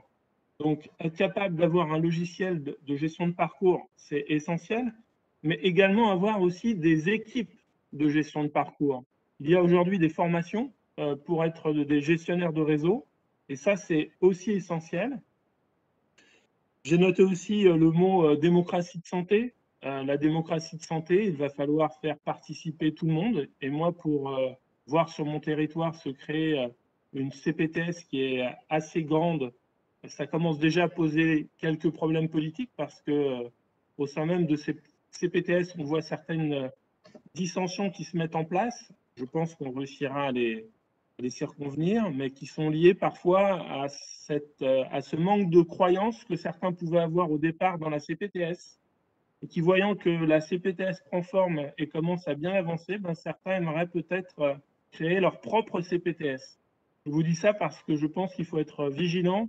L'esprit de coopération est essentiel, et ça me permet de boucler sur en fait ce qui fait la réussite d'une CPTS. C'est quand vous avez sur un territoire des gens qui se sont déjà engagés depuis longtemps dans cet esprit de travail et de coopération. Dire aussi que l'informatique et les données de santé vont être au cœur de la bataille, parce que vous pensez bien qu'un certain nombre d'autres acteurs vont essayer de se les approprier. Et ce qui fera, à mon sens, la différence, c'est la capacité qu'auront l'ensemble des professionnels de santé à se coordonner, que l'on soit médecin, pharmacien ou infirmier, pour montrer en fait la capacité qu'ils ont à exploiter ces données de santé de manière éthique et faire la différence avec d'autres sociétés commerciales qui n'ont pas forcément ces ambitions-là. Dans les perspectives, puisqu'il faut toujours tracer des perspectives, je pense que ce qui a été réalisé 3 ans est important, mais beaucoup reste à faire. Je pense par exemple à la communication de santé. Aujourd'hui, on est dans un monde où la science est galvaudée, où le règne des fausses nouvelles est présent. Les acteurs de santé que vous êtes ont peut-être un rôle essentiel à jouer dans la capacité que vous aurez à communiquer sur ces maladies, à communiquer sur tout ce que vous faites et tout le crédit que vous pouvez apporter à votre parole. Enfin, bien sûr, il y aura d'autres pistes à défricher. J'ai entendu ce que disait M. Priou. C'est toutes les pistes qui permettront de mettre la santé publique en avant et l'intérêt général en avant. Si vous êtes capable à un moment donné de montrer, et le mot est peut-être déplacé, mais la plus-value que tous ensemble, vous êtes capable de réaliser dans la prise en charge des patients, alors je pense que vous pourrez être abondé dans vos différents projets. Enfin, une réflexion que j'ai, on ne peut pas non plus avancer à la vitesse à laquelle on souhaiterait avancer sans faire avancer l'hôpital. Ça veut dire qu'aujourd'hui, la réorganisation territoriale, elle va nécessairement conditionner aussi la réorganisation hospitalière. Et il faut que l'hôpital soit capable aussi de se réorganiser, de s'ouvrir sur les territoires. Je pense que les projets de santé portés au sein des hôpitaux sont essentiels. Et tout ce qui fait, on va dire, la capacité à réorganiser le système de santé, c'est aussi des individus, des hommes et des femmes qui sont capables d'assumer un leadership parce qu'il faut à un moment donné que des gens s'engagent sur ces nouvelles voies pour assurer cette réorganisation. Et ce qui va se faire dans les territoires, autour d'un hôpital, conditionnera aussi la réorganisation de l'hôpital. Parce que si vous créez des parcours de soins dans les territoires, il faut qu'à un moment donné, ils trouvent aussi leur aboutissement à l'hôpital. Et si l'hôpital ne fait pas en même temps que vous ce travail de réorganisation, alors ça pourra créer, à mon sens, certaines difficultés. Voilà pour cette première partie. Et puis pour la deuxième partie, bien évidemment, des propositions qui permettraient d'améliorer la codification des actes et qui permettraient de mettre, on va dire, en visibilité ce qui se fait dans l'officine me semble essentiel. Et tout cela encore, à mon sens, repose sur une vision globale qui doit être une vision partagée parce que il faut savoir aussi ce que les autres professionnels de santé attendent de vous et être en adéquation avec aussi ces demandes. Et c'est à ce moment-là que vous pourrez peut-être commencer à travailler sur cette codification. En tous les cas, il faut faire des propositions et c'est là qu'on arrive dans la politique. C'est ce moment-là, et je sais que je suis en lien avec certains comme Gilles et Philippe, c'est à ce moment, quand les propositions commencent à sédimenter, à se cristalliser, qu'il faut prendre des contacts et quoi de mieux que vos parlementaires pour commencer à discuter de certaines propositions. Voilà. J'ai essayé d'être exhaustif, mais il y a tellement à dire sur le sujet que je pense que je pourrais encore en rajouter. En tout cas, il faut en ce moment voir le verre à moitié plein et pas à moitié vide. Et ce qui a été fait depuis quelques années me semble aussi aller dans le bon sens. Effectivement, c'était... Et je pense que ça prouve, moi j'ai vu deux choses ce soir, c'est l'enthousiasme et puis la richesse, donc c'est très bien. Je veux juste terminer sur une chose, c'est déterminer les critères d'accès à un honoraire d'orientation.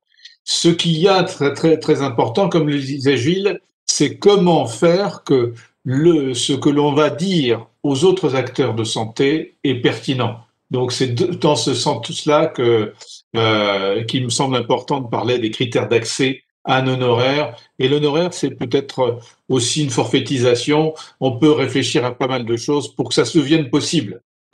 La proposition numéro 4. Oui. Pour la proposition 4, du coup, définir dans un premier temps un collège médecin, avec un collège médecin pharmacien, la nature et la pertinence des informations à communiquer. Donc ça, effectivement, on en a parlé longuement. Donc je pense qu'on peut passer à la proposition numéro 5. Peut-être pas quand même, parce que il faut savoir à qui s'adresse ce colloque. Et en fait, qu'est-ce qui va aboutir et qu'est-ce qui va ensuite faire suite. Et donc, vous vous adressez à qui, les amis? Parce que c'est pour ça que cette proposition numéro 4 est pertinente. Les collèges, en fait, ça a notre nom désormais, ça existe. Ce sont des conseils nationaux professionnels. Il en existe un pour la pharmacie, il en existe un pour la médecine générale également. Est-ce que c'est à eux que s'adresse cette proposition? Je trouverais ça pertinent, en fait. Ils sont placés aux côtés de la Haute Autorité de Santé. c'est effectivement un bon endroit de réflexion pour ces thèmes. Est-ce que c'est à ça que vous pensiez dans cette proposition numéro 4? Alors moi, je pensais surtout à trouver, enfin nous pensions qu'en fin de compte, ce qu'il faut, c'est vraiment déterminer de la pertinence. C'est-à-dire, qu'est-ce qui fait que l'information va être reçue comme utile?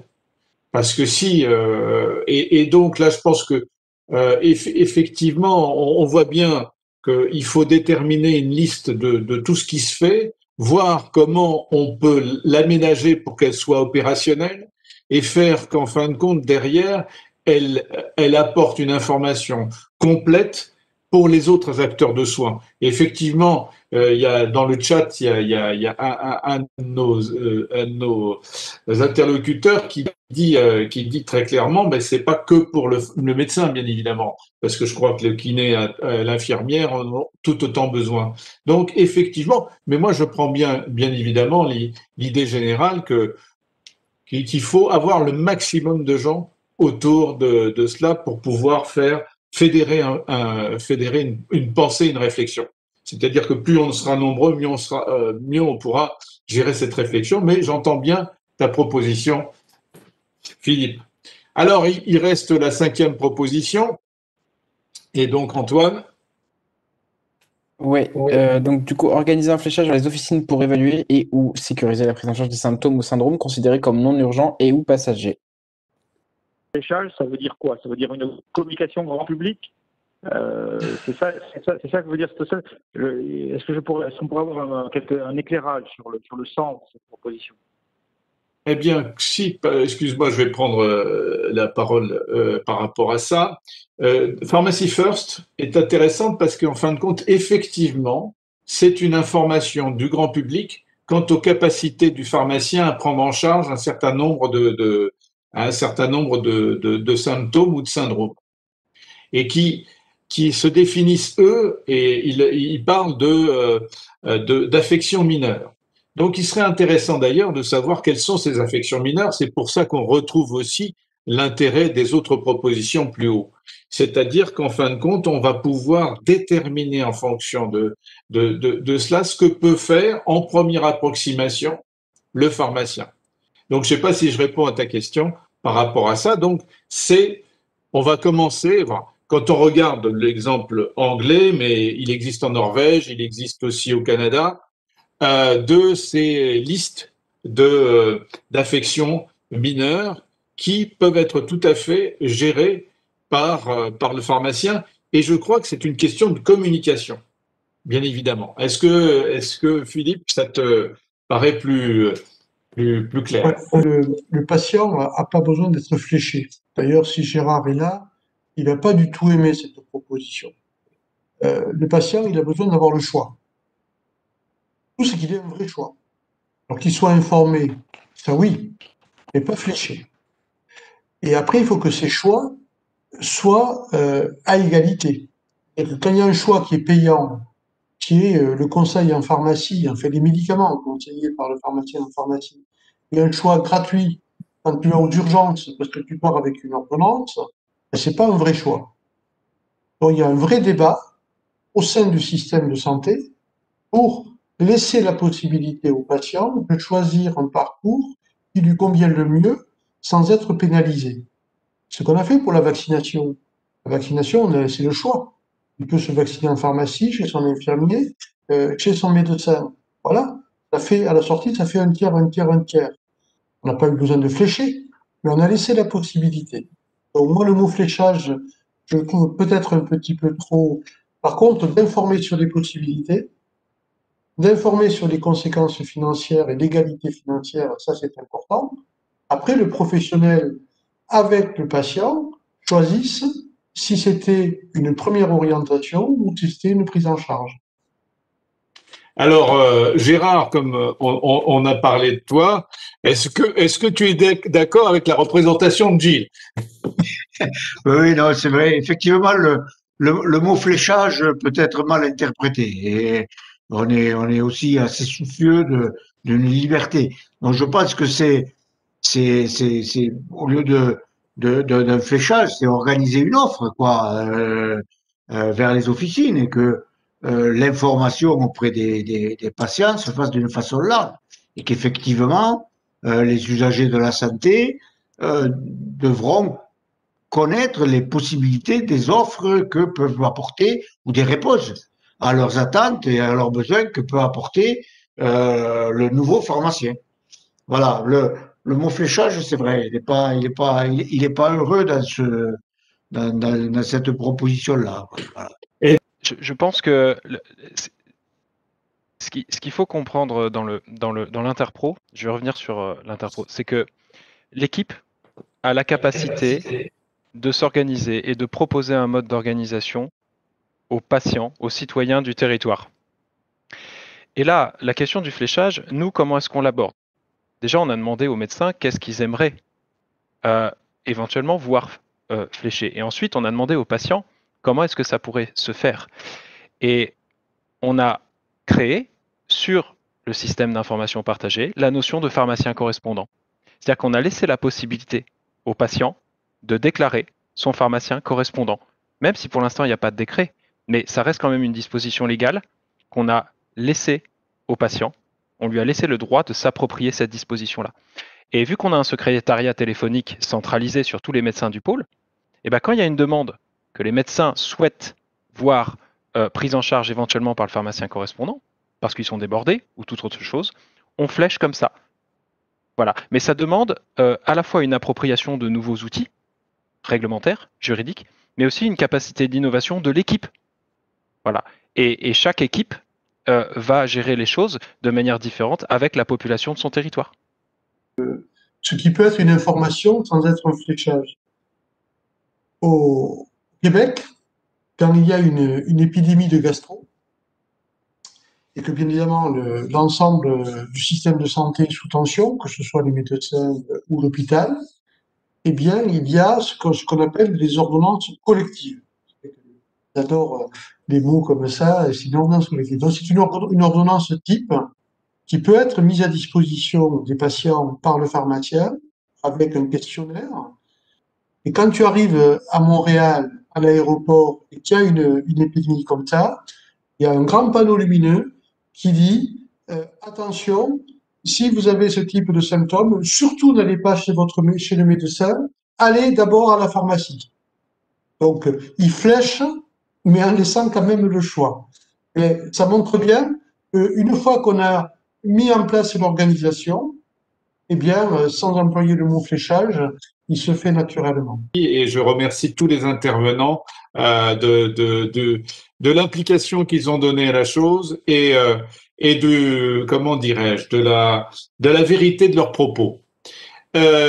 Antoine, je crois que j'aimerais que tu fasses la conclusion parce que, en fin de compte, tout ce métier que nous faisons là, tout ce que nous avons fait, tout ça, je pense que c'est pour l'avenir et je pense que tu es la représentante de notre avenir. Donc, Antoine, je te laisse la parole pour conclure. Oui, bah du coup, effectivement, nous aussi, on tenait à remercier tous les intervenants au long de ces deux soirées de colloque. Les échanges ont été très constructifs et très intéressants. Maintenant, la prochaine étape, effectivement, ça va être que on va organiser les états généraux du premier recours. Donc, on espère qu'on pourra compter sur vous tous pour y participer, pour apporter vos connaissances et vos compétences, toutes plus diverses et diversifiées. Voilà, l'annonce est faite et on est très fiers de ça, donc voilà. Donc, on va travailler plus à monter, parce que si je t'ai bien compris, Antoine, on va monter ces états généraux du premier recours, parce que je crois que nous avons vraiment un travail complet et constant, tous, à faire pour que notre système devienne de plus en plus efficace. Et merci beaucoup d'avoir été tous à l'écoute. On s'est maintenu assez nombreux et je trouve ça très très bien.